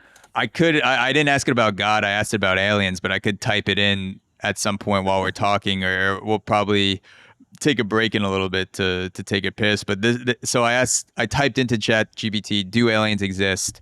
And this is its answer. As an AI language model, I do not have personal beliefs or opinions. However, based on the current scientific understanding of the universe and the vastness of space, it is possible that there may be other forms of life elsewhere in the universe, including intelligent life. The universe is estimated to contain billions of galaxies, each containing billions of stars, and many of those stars may have planets orbiting them in a habitable zone where conditions may be suitable for life to exist. However, to date, there is no conclusive evidence of the existence of extraterrestrial life. And what I found interesting about this answer is that, you know how when you ask ChatGPT a question, it will file it into the left side and give it its own title? Mm, The title for yeah. this question was likely possibility. Ha. So it has its own bias against aliens. And it sounds like it watched your TED Talk, because I believe in the TED Talk you mentioned that the Kepler satellite discovered That's right. or said that there were probably over 300 million Earth-sized planets in the habitable zone, like we are around the sun, just in our galaxy, which is crazy. That's Like right. in our Yeah. galaxy, 300 plus million. I'm sure more by now, because I believe that TED Talk was back in 2019. But just like That's right. it's wild to think about, and ChatGPT, is thinking about those things in ways that we'll never be able to think about all at once. But yeah, Maybe in a few years, when GPT-4 or GPT-5 comes out, it will truly have gained superhuman intelligence, and then maybe we can start asking it these questions. And if we've designed it to be smarter and more intelligent than humans, shouldn't we trust it more than anything a human says at that point? I don't know. I don't know. That's a scary question to answer. I asked ChatGPT, will my job as a podcaster, host, and producer eventually be fulfilled by yourself, ChatGPT? Basically, like, will you take my job? And ChatGPT said, right now, probably not, because the one thing that is lacking in most artificial intelligence systems and neural networks is emotional capacity to react in the moment. And I'm just paraphrasing, but like to sort of emotionally react in the moment and listen to people and have believable, authentic conversations. So in terms of trusting ChatGPT more than trusting humans, I would say, with my very limited opinion, my very limited knowledge base in this, that it would depend on what you were asking it in certain areas. Yeah, and it's an interesting thought. Going forward, could a future chat bot be smart enough to run the government, run the country, run the world? Yeah, You could argue that if we've trained it to be smarter than us, and we've trained it to have a, like you say, an emotional response to the moment, and to act using its super intelligence, maybe we should let these things run the world. Maybe they run the government much better than the current guys do in Westminster in England, or in Washington in America. definitely, definitely in America for sure. There's I mean, in America, it's more likely that politicians will use ChatGPT to gain more power and do more insider trading and just further their positions in the political system. But yeah, so if you have so many different types of questions, and some of those questions are loaded, and as human beings, we're constantly deciphering some of these loaded questions. Like a non-loaded question where you can kind of get a black and white input and output is, you ask ChatGPT, based on my height, weight, pre-existing conditions, what we know about the vaccine, would it be a good idea? Am I at more risk of taking the vaccine and going on with my life, or not taking the vaccine and risking that I catch a disease? And ChatGPT will probably plug in all your data, your specific health results, like everything's uploaded, and say, there's X percentage chance, 67% chance you will succumb to this disease if you don't take the vaccine. So maybe that is an area where it could definitely help. But if you ask ChatGPT, should I break up with my girlfriend? Which are like the types of decisions that people make every day that are monumental, because most of the time, the decisions aren't, should I put on pants, should I put on shorts? It's like, should I break up with my girlfriend? Which job is better for me to take for my life trajectory?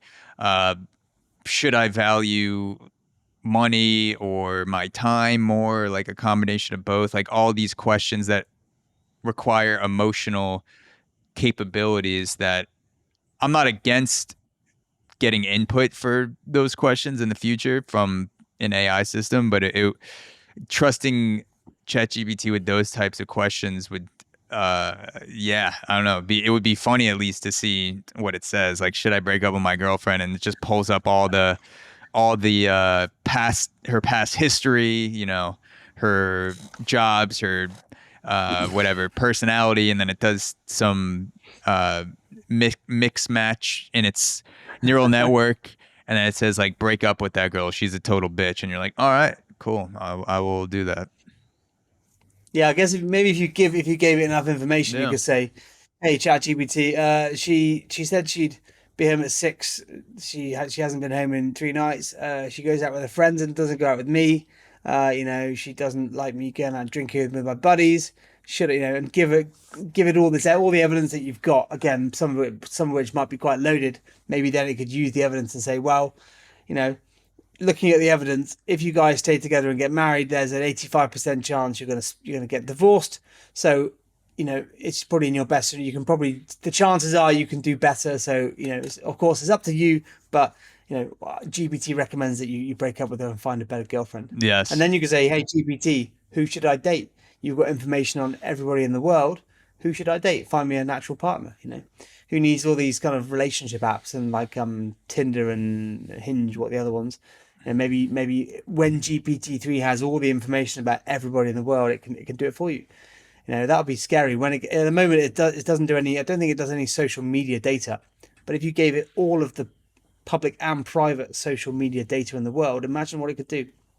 It could really have a scary understanding of the way that humans interact, both socially and professionally. If you gave it access to every Facebook message that's ever been sent, every single wall post, every Snapchat story, every Instagram exchange, every Facebook private message, imagine the power.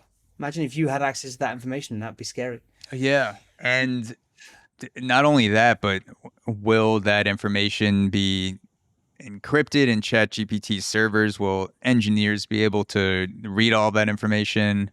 Will it be used against you? Will the government or whatever organization is running uh, the artificial intelligence database, will they basically say, let us have all of your information. We're not going to read it. We're just going to use it for ChatGPT to make the world a better place. And then I don't know. There's so many things to go into it. What are your thoughts as someone who is teaching about neural networks, and you're diving into this stuff much more deeply on a daily basis than the average person? What are your thoughts on ChatGPT, with how you've played around with it and the progression that you've seen the past few years and where you think we're going? So I think it's a sign of things to come. So it's the first step on this kind of upward trajectory where people don't realize quite how useful it is. And just in the last couple of months, there's been this explosion of companies using the OpenAI model to design and build things which previously would have taken developers months to do. And there's so many more features that it can do than people think. It's not just a chatbot. It can design websites for you. It can write books. It can design stories. It can make web posts. You can combine the use of ChatGPT with other AI systems that can write music, make videos, produce audio songs, write podcasts. The vast majority of things that we do in our daily lives can in fact be automated by these kind of AI systems. So it's really going to change the way that humanity works in the long term. And I think there's kind of this curve that you see where initially things take a while to get traction, and then there's a big spike in how many people use them, and then it levels off once everyone has got to using it. The internet is a good example of this. It took a while to gather speed. Then there's a huge upsurge in the 90s and still is, and then of course the curve flattens off when most of the developed world are on the internet. And I think AI is going to be the same thing. It's going to displace a lot of jobs, because it's going to be perhaps the same as the Industrial Revolution. The Industrial Revolution cost a lot of jobs because machines were built to do mostly manual labor tasks in factories and things like that, which had previously been done by the human hands. But the next level of that is the stuff that kind of GPT-3 can do. So I run a simple kind of web design course with one of my classes. They've just got to design a simple website and add some features. And ChatGPT can do this for you in a heartbeat. I can say to ChatGPT, give me the HTML code and the CSS file for writing a website which can display a story, an embedded YouTube video, a left column title bar, a sliding bar at the top, and some Facebook and social media links at the bottom. Click. And then within 2 seconds, you've got the two files that you can embed into your website, and these produce a perfectly functioning web page. You can edit it, of course, to customize it. So that's just one of the things GPT-3 can do. GPT-3 can also write server code. So if you want to set up a website that can, I don't know, act as a server to some database for some bot that you created, you can also ask it to write the code to produce this database server code, the JavaScript applet, Python code, C++ code. It can do all of these things automatically. You can ask it for links to where to go to automatically generate other content. So suppose you wanted to produce a rap beat, and you didn't know where to do. You can ask GPT, where can I go to produce a rap song automatically using AI? And GPT-3 will also direct you to other AI platforms that can do exactly those kind of things. So I think it's going to change the way that people work. As a teacher, I've got to try and share with my students that part of the joy of learning these things is to understand how they work. But if the course objective is to build a website, and you can do it in 2 seconds with GPT-3, and it's exactly as functional as if you'd done it yourself, do you need to learn about how it works or not? And that's a big question. And I think different teachers have different opinions on that. If things can be produced to a much higher quality, much faster using these systems, you can then spend your time on other more important things. Get rid of the manual labor. Coding computers and designing things might be seen as manual labor, which can now be replaced by AI chatbots. I think it's the beginning of a big spike in these kind of things. And over the next 4 or 5 years, I think there's going to be a huge influx of companies, and many things that previously people would have to work to achieve can be done automatically. I think it's the start of a big spike. Yeah, it seems like ChatGPT will eventually replace a lot of the non-creative, nitty-gritty sorts of processes. Like, coding basic functions on a website, or I'm just thinking about podcasting, Mm. editing audio and video files, and then making show notes, and even having a producer. Like one of my goals, still is a goal, but when I first started podcasting, was to make enough money to hire a producer and have someone sitting with me, kind of like a Jamie for Joe Rogan. And, when I'm just Hmm. spouting off bullshit like usual on an episode, I could say, actually look that up before I release it to, 14,000 people or whatever. And if ChatGPT keeps doing what it's doing and evolving, I'll probably just have an AI podcast producer, AI podcast assistant that will be some sort of text to voice thing where I can type something in real time, and then ChatGPT will just spit it out in a speaker and say, actually, you're completely wrong about this aspect of the Russia-Ukraine war. This is what's happening according to these sources. And so a lot of those jobs in terms of like, you know, right now, I would say a good 60 to 70% of podcasting is nitty gritty work outside of the conversation. So if I could have an AI program to just get rid of 60% of my workload that's non fulfilling, 100%, I would sign up for that and pay a good chunk of change to free up that amount of time and, be able to dedicate it to more creative tasks. Yeah, I think, yeah, I mean, like you say, at the moment, it's not quite at the stage where you could record this podcast, send it to GPT-3. It would automatically edit it for you, get rid of some of the fluff, get rid of the long pauses, remove any sections that were incorrect, or maybe even, of course, take some of the words you've said. Maybe if one of us said an incorrect number, then it could automatically correct that, change the voice, change the video so that the podcast was perfect. I mean, who wouldn't want to pay for that kind of service, right? Yeah. Of course, you could say, well, that removes some of the humanity from these kind of podcasts, right? Part of it is about just two humans talking to each other, and this is how a conversation flows. People make mistakes, and sometimes there are long pauses, or you say something which is incorrect, or you make an incorrect statement, or you branch off from whatever subject you were supposed to be discussing. So you could argue, well, actually, we wouldn't want AI to interfere with that because part of it, the humanity, is it's kind of generic, organic, random discussions that two humans have together. But of course, you could also argue, well, if we can do it, GPT-3 can also do it. So you could say, GPT-3, direct my video, but keep it random and organic, keep it Mm. human. And it would say, okay, I'll leave some of these things in. I've corrected this one because this was a really glaring error, which people will comment on and they'll dislike it for this reason. But I've kept these things in because they won't offend people, and it keeps it kind of human.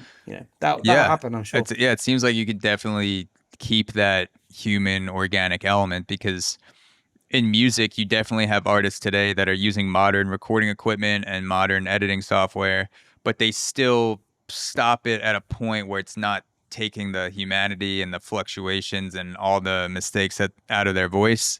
And then you have other people that completely auto tune it. It doesn't sound human. With their live performance is nothing like the recorded Mhm. the recorded version. So I guess if that type of software exists, it would just depend on how much you want that program to get rid of or how much you want it to add. Yeah, I think so. I think so. Well, I think you'd have to be careful about where you wanted to draw the line when you decided to go down that route. Where would you make the cutoff point? And like you say, each person would be different depending on what your target audience was and what your goals were for your sound or your podcast or your video or your speech. Yeah. Or if I want a little more views, just say ChatGPT, take my voice and make it sound like Neil deGrasse Tyson. So it's, two scientists talking to each other and hashing things out. And I put a really small text disclaimer on YouTube saying, this is not actually Neil deGrasse Tyson. I just asked ChatGPT. Because the deep fake shit is so real, the audio and the video, it's crazy what I know that it's not ChatGPT necessarily, but what some of these AI intelligence programs can take in information and then spit it back out, and it looks like Tom Cruise robbing a bank. And I'm just like, shit, did Tom Cruise rob a bank yesterday? And it's like, no, that was a deep fake. Yeah. Crazy shit. I'm just gonna take a piss real quick and then I'll be right back. So before we kind of touched upon the fact that we're not really sure of what the matter was that started the Big Bang, like whatever piece of thing that was there. We're pretty sure the Big Bang happened, but we're not sure what was there before that or how that thing came to exist. Yeah. Yeah, that's right. So the beginning of the universe was some super dense structure. It's called a singularity, the moment where everything was in the same place at the same time. And we have theories of what kind of structure of matter and energy there could be there. Everything was energy effectively, but what form this energy takes, we're not quite sure because we can't simulate those conditions here on Earth. Even with the largest particle colliders, we can't generate the same energy that was present in the early universe, so we're not sure. So, what's our current scientific understanding of the Big Bang? Because there's so many different theories. Just as someone who's consuming podcasts or reading articles from the outside, it seems like there's different things popping up every day with multiverse or alternative theories. Like, what's kind of the widespread accepted understanding of the Big Bang today, and does that fall in line with what you believe? Do you believe in something else than the current accepted stance? So the current accepted view of the Big Bang is a moment something like 13.7 billion years ago when all of the stuff that we see in the universe was in the same place. So we can measure that relatively easily by looking at how fast the galaxies are receding away from us and then just map that back to work out when they're in the same place. It comes to about 14 billion years in the past. So that idea that everything was in the same place in the same time is what we know as the Big Bang. And we've got this radiation left over from that Big Bang, which I studied for my PhD, called the cosmic background radiation. And that was one of the it was called the smoking gun of the Big Bang because so much energy was produced during the Big Bang when the universe was expanding that it left the universe full of this radiation that was at the time very hot, but over the last 14 billion years, as the universe has expanded, this radiation has cooled down. Now it's in the microwave part of the electromagnetic spectrum, and so we can pick it up with microwave antennas and radio antennas and TV antennas as well. And so the current accepted view is that there was a singularity 14 billion years ago. What happened at the singularity, at the Big Bang, we don't know. The furthest back we can see at the moment is the cosmic background radiation, and that formed a few 100,000 years after the Big Bang. There is ideas that there's another thing that we could see even past that. It's called the cosmic neutrino background, and that's kind of an even further back in the past space that we can measure. There's another theory called cosmic inflation, which is the idea that when the universe was just in its infancy, when it was just created, expanded, or space expanded at a rate faster than the speed of light. And so this kind of smoothed out the universe and made sure that all the galaxies were roughly the same. So galaxies on one side of the universe are the same as the galaxies on the other side. And this kind of process of cosmic inflation is called, is this kind of rapid expansion that kind of smooths everything out in the early universe long before the stars form. Now, what was the matter present in the first moments of creation? We don't know. There are certain types of matter that we can theorize that must have been there. So if you heat up stuff to a certain point, you turn it into a plasma when the electrons leave the protons, and then when you heat it up even more, you can break apart the protons and the neutrons, and eventually you get this stuff called a quark gluon plasma, which is a really high energy state of matter where everything's kind of mixed up and jumbled together like a bowl of vegetable soup being stirred around. All these particles are whizzing into existence and out of existence. And that's about as far as we can go back. We don't know any higher energy states of matter. Maybe there isn't any. Maybe there must be. Maybe there must be another step on this kind of energy step when we get back to such an early age that the universe was so small and so dense, and there was so much energy packed into this tiny space that some new form of energy was created. That maybe that was what drove apart this expansion. What triggered the Big Bang? What came before the Big Bang? It's anybody's guess, and that's more philosophy than science.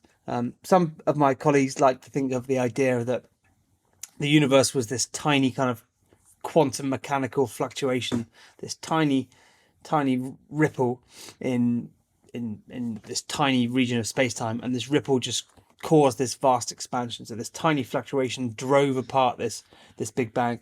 But again, there's no evidence that happened, and we can't build any telescope big enough to see that yet. So we don't know. And what came before the Big Bang? I quite like the idea of a universe that continues to expand and contract in this infinite sequence of big bangs and big crunches. But again, it's more philosophy than science. So is that? But at least it removes the problem of creation. If it's always been and always will be, then you don't have to explain where creation happened, because it always has been. So is that the multiverse theory, or is that different? What you're saying, like expanding Not and quite. contracting? The multiverse is the idea that there are other parallel universes Okay. separated from our universe, not Simultaneously. in physical space, but in some higher dimension. Yeah.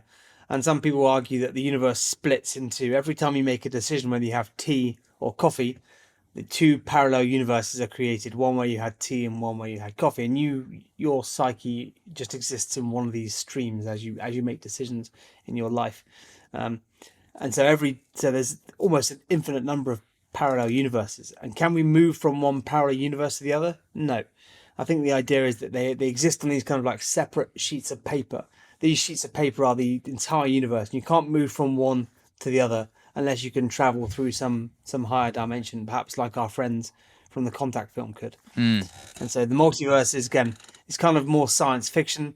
There's no evidence that we can see for it, and I think it would be difficult to design an experiment that could measure some effect or artifact of there being these kind of parallel universes. So how far back can we see in terms of the percentage of the total universe? How many years back can we actually get a glimpse of?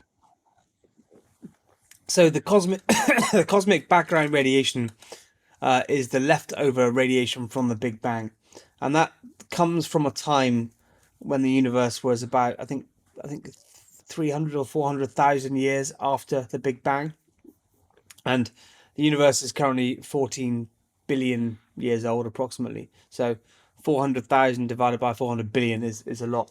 It's a tiny fraction of 1% of the age of the universe, and that's just radiation though. The oldest galaxies we can see have recently been discovered by the James Webb Space Telescope. I think the oldest galaxies that have been spotted by the JWST were released just a month or two ago in the new year. They took a picture of a distant patch of space, and they looked for the most distant galaxy they could see in that patch of space. And it was created something like a few 100 million years after the Big Bang. Now, that's a few 100 million years is a long time, but on the scale of 14 billion, it's not much. Yeah. So that's just like a few percent of the age of the universe. And that threw up loads of questions, because astronomers for a long time didn't think galaxies could form before a certain amount of time had elapsed in the universe. Once all the matter had time to collapse and condense together and form these groups of stars that formed galaxies. Previously, astronomers thought, well, we've got to have at least 500 or 800 or even a billion years before you can produce these big galaxies. But in fact, these early galaxies have been forming so early in the universe's evolution that we need to go back to our theories about how they form and change the models, because there shouldn't be any that young when the universe was so young and so kind of primordial. But the fact that we can see them with the James Webb Space Telescope opens up a whole new chapter on galaxy creation and galaxy evolution. So we can see as far back as the cosmic background radiation, and there's a tiny fraction of a second, or a tiny slice, whatever you want to call it, of just a gap that we can't see from the start of the universe. So like that split second, That's right. We can't see, and then everything after that split second we can get some sort of insight into. Exactly, yeah. So we can see evidence for every stage along the journey except for before this radiation. And in a way, there are some ways that we can in fact use this radiation to peer even further back in time. So when the universe was super small and super dense, these fluctuations were kind of imprinted in the universe as it expanded. And these slight over densities or under densities, where there's a bit more stuff, some places there's a bit less stuff. So where there's a bit more stuff, that will eventually condense and form galaxies and super clusters of thousands or tens of thousands of galaxies. And so by looking at the shape, the shape of the patterns that we see on this radiation, we can in fact infer, we can estimate what structure the universe must have been in before this radiation was released. It's like when you see like a flash from a light, you can, even though the light gets to you after the light has been flashed, you can use the light to work out features about the torch or what kind of fire produced the light. So you can do the same kind of thing with this background radiation. You can look at the shape and the patterns, the wiggles, how hot it is over here, how cold it is over there, how big is this region, how small is that region, to infer what size and shape the universe must have been before that. And so that was what I was particularly interested in cosmology, was looking for clues in this background radiation about what happened before. Yeah. Could we probe even earlier moments of the universe by just using the evidence that we have at the moment? Like a cosmic detective trying to look back in time. You've got this piece of evidence. Can we use this to infer what happened even before it was produced? And that was an exciting area of cosmology. Yeah, I was reading about the cosmic inflation theory, and apparently it's a hundredth of a billionth of a trillionth of a trillionth of a second, according to these articles, was the amount of time where the universe expanded faster than the speed of light. And I don't know, like it's so crazy to think about. We can see, or at least like have some sort of insight into what happened after that point, which is incredible that we can see that from billions of light years away, or billions of years away. But the fact that there's like this one hidden thing behind the curtain, almost like a magician not showing you his magic trick, like the fact that we can't see like that billionth of a billionth of a billionth, whatever the hell it is it's crazy how much can be hidden in a single speck of time. Yeah, and the hope is, that's the beauty of astronomy, is you're always looking for the next clue, or what can you build that can see through this curtain. And that's why the James Webb Space Telescope is a great next step in our cosmic journey, because it's looking at infrared light, or UV light, I think. It can see through this kind of curtain of dust which blocks most of the things that we can see. And so because it can see through some of the material in our galaxy, we can see things that previously we couldn't see. Like previously, this kind of cosmic curtain was shielding these most distant galaxies just because of the dust and the other stuff in the universe. But by building these kind of telescopes, we can see through this curtain and look even further back in time than we previously could. And this is just the next step in our journey. So in 20 years' time, there will be the successor to the James Webb that can perhaps see even further. Maybe we'll start building telescopes that are even larger, that are of the same kind of size as our solar system. We work out a way to do that. And that can allow us to peer back even further to the very dawn of time, perhaps even see past this curtain of the background radiation to see the initial moments of creation 14 billion years ago. That'd be cool. That'd be exciting. Yeah, that would be cool. I hope that's the first word, that whatever astronomer's looking through the telescope and finally sees what happened, he's like, that's cool. That's pretty cool. Well, maybe we look through the curtain and realize that we're just in a glass bowl in a scientist laboratory experiment in some higher dimension. Yeah, that could be the case. So to end off, some people speak with confidence because they have multiple PhDs, or they've studied things on a daily basis like yourself. And other people speak with confidence because they've watched the movie Interstellar, like myself. So I'm fascinated by this movie, as I'm sure millions of other people are, and I wanted to ask you a few questions based on the astrophysics and dive into some of the aspects of that movie.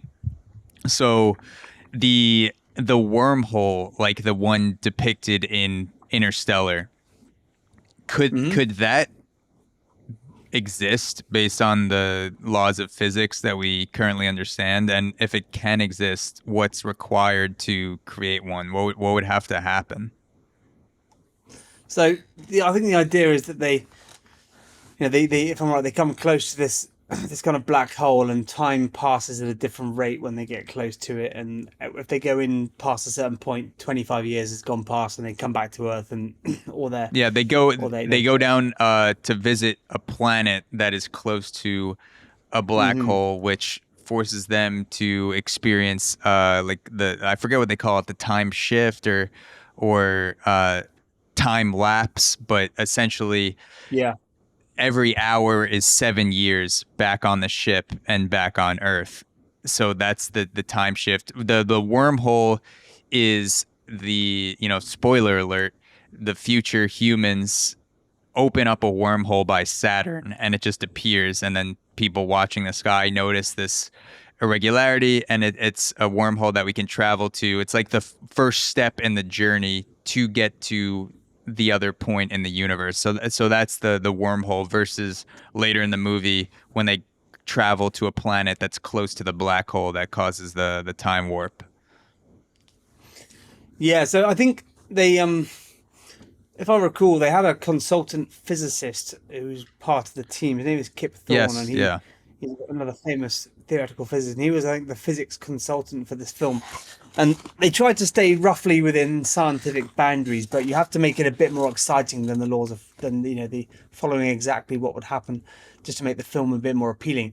And I think it's funny to think about. You have to it's make a things lot- more exciting than the greatest mysteries of the universe in order to get human beings to watch it. You can't just show them things that are just completely mind melting. You have to put a story to it. I think there was a lot of shots they did in the film that they worked carefully, they worked hard to make them as scientifically accurate as possible. With a bit of extra color and a bit of extra contrast on it.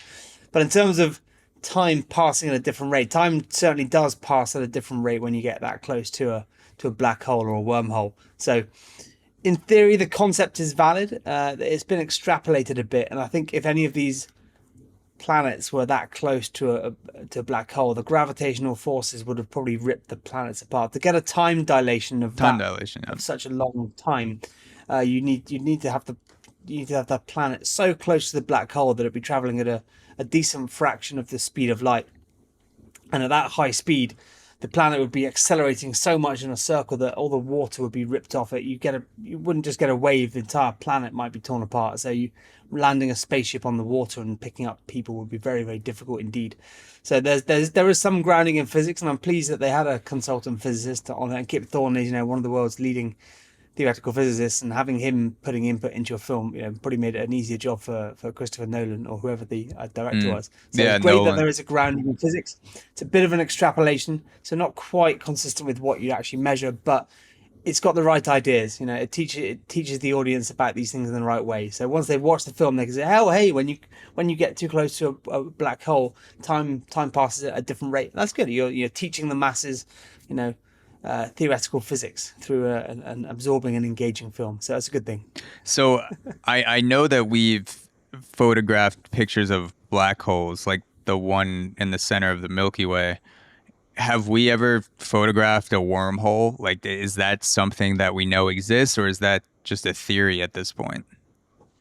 It's science fiction, and I think it will remain science fiction forevermore. The wormhole is the idea that you can join together a black hole in this part of space and some other black hole in some other distant part of space, or a white hole. And so when you jump into the black hole in one place, you pop out on the other place. And it's a science fiction theory to do with the bending of what's called the bending of space-time. So think of space like a bit of paper. If you bend it with loads of matter, if you bent the other side over like that, and then you poked a tunnel between those two parts, you have a shortcut from one side to the other. You would never be able to test that, because to send somebody through the wormhole, you would lose radio communication with them as soon as they went inside the event horizon, because the radio waves wouldn't be able to escape, and so you'd never know whether they got to the other side or not, or indeed if there was another side. I don't think wormholes are likely to be real. Sadly, I'd love them to be, and I'm a huge kind of sci-fi fan, and wormholes have been so crucial in so many great series, particularly some of the older Star Trek seasons. I'm probably leaning more towards being a Trekkie than a Star Wars fan. They're both amazing, but I like some of the classics. So if wormholes existed, they wouldn't be two-way. They're just one way. You can't go back. You lose communication. Yeah, they wouldn't be. I don't think there's any such thing as a wormhole. They're just black holes. I think there's no exit ramp. Loop back around. No, there's no exit ramp. It's a funnel. It's like a waterfall going over. There's no way back up the waterfall. There's no waterfall that lifts you up the other way on the other side. Once you've gone in, that's it. You're you're a goner, I think. Do you remember the Tesseract scene with the libraries and Matthew McConaughey? And he's basically going through all these moments of time where his daughter's in the library and the signals with the Yeah. sand falling from the ceiling. His daughter realizes that that was her father making those symbols making those Yes. signs.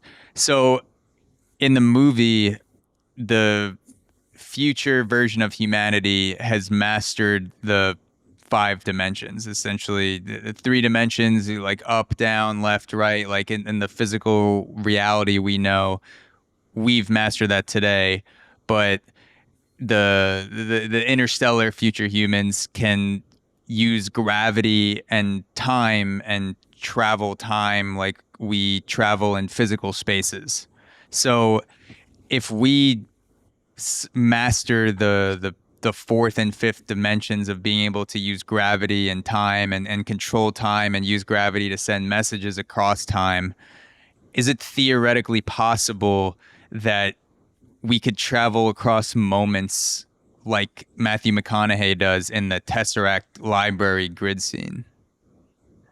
In theory, if you could traverse an extra dimension, it might be that you could look at different scenarios. And this comes back to what we were discussing about parallel universes, right? Different decisions produce different universes. So if there is a higher dimension, and I'm not sure how we would test for one, but if there was a higher dimension, then and we learn how to use it, perhaps some new feature erupts in the quantum mechanical world that hints at some extra dimension, or maybe we solve string theory, and string theory requires a higher number of dimensions. Maybe one of these extra dimensions can be used to look at different scenarios and different evolutions of our planet and our universe. Would be an amazing thing to think about, but I think that will remain science fiction for many years yet. Yeah, it's crazy to imagine time being another physical dimension of direction, and every decision you've made or are going to make or are making right now exists as some sort of portal that you can walk to and see it and visit. I don't know. It's Think about it. If at some point in the future humanity does realize how to travel back in time, wouldn't they've already come back and changed it?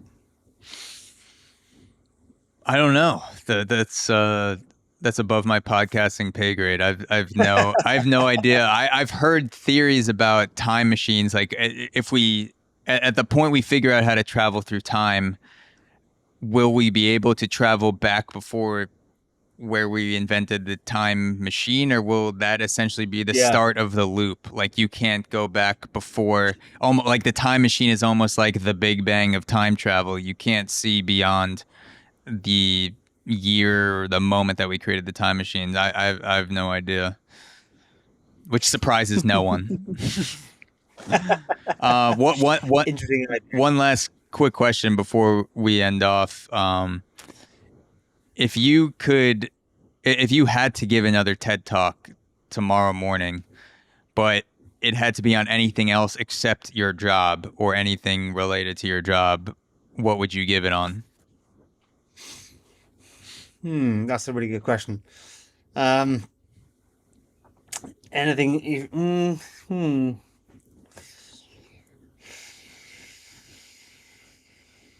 That's a really good question. What else? Anything not even relating to my job?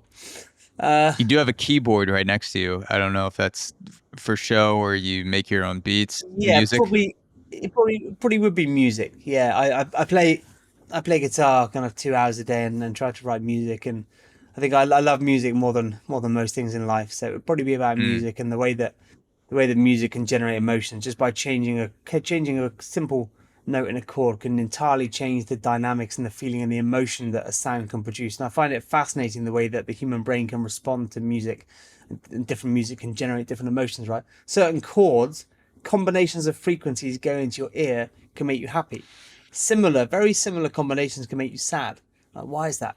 I think that's fascinating, and I'd probably give a talk on how music can influence the soul. Music is the pathway to the soul, as they say. Yes. So that And would probably be and my pretty talk. soon ChatGPT will be able to control that pathway and control our minds with music. ChatGPT will do it for me. Yeah. Yeah. We won't need to make music anymore. ChatGPT will do it all. Yeah.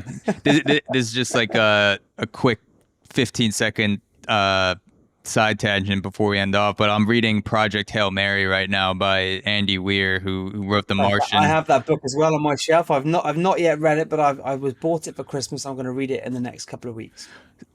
I'll not say what I'm gonna say then, because I just realized what I say is gonna doesn't occur till like Is it going to halfway spoil through the the story? book. Yeah, but music is involved, and when the first page that it Okay. occurs, you'll know what I'm talking about. But great book. Uh, Chris, as we end off, I just want to say thank you so much for your time. This has been an absolute blast. If you don't have a podcast, you should definitely start one, because the shit that you talk about is fascinating. I didn't see a podcast when I was looking up TED Talks and your website and things like that, but I would absolutely listen to it. Where can people go to check out your work and keep up with everything that you're doing? I think I have a website. I should probably maintain it. It's called Astro Crow, yeah. astrocrow.com. I don't think I've really edited much. I probably should really. I just found myself so busy. I don't have time to make a website, but You can I would ask quite like ChatGPT to to update it for I you. can ask Chat now. ChatGPT can do it for me and make a chat forum, and I'm going to be trying to work on that over the next few months. It also lists some of my lectures and some other videos, lectures which I've given over the years, so people can find me on there. Or I think Instagram. I've Chris M Crowe, I think, is my Instagram handle. So people can definitely get in touch on there if they have any other questions. And yeah, I'm very happy to answer any questions or have chat with people about any of these topics if they'd like to get in touch. Yes, I'll link all of that in the description of the podcast. You guys should definitely go check out the TED Talks. One of them we didn't even have to have time to get into, about panspermia, which could probably be a whole nother 2-hour podcast. And Save that for next time. yeah, if you're ever interested in starting a podcast with a podcaster with zero scientific background and thinks he's way smarter than he is, definitely hit me up. But I really do think that if you had the time, you seem well suited to talk on a podcast, and you're a very good science communicator. And as someone who knows next to nothing about astrophysics, it was a pleasure going through the things that you have out there. So I know people will enjoy what you've said on this podcast, and I encourage them to go check out what else you have. Great. Thanks, and thanks for welcoming me on today, Zach. It's been a pleasure to chat to you, and some really kind of interesting and thought-provoking questions that we've discussed today. Thank you, Chris.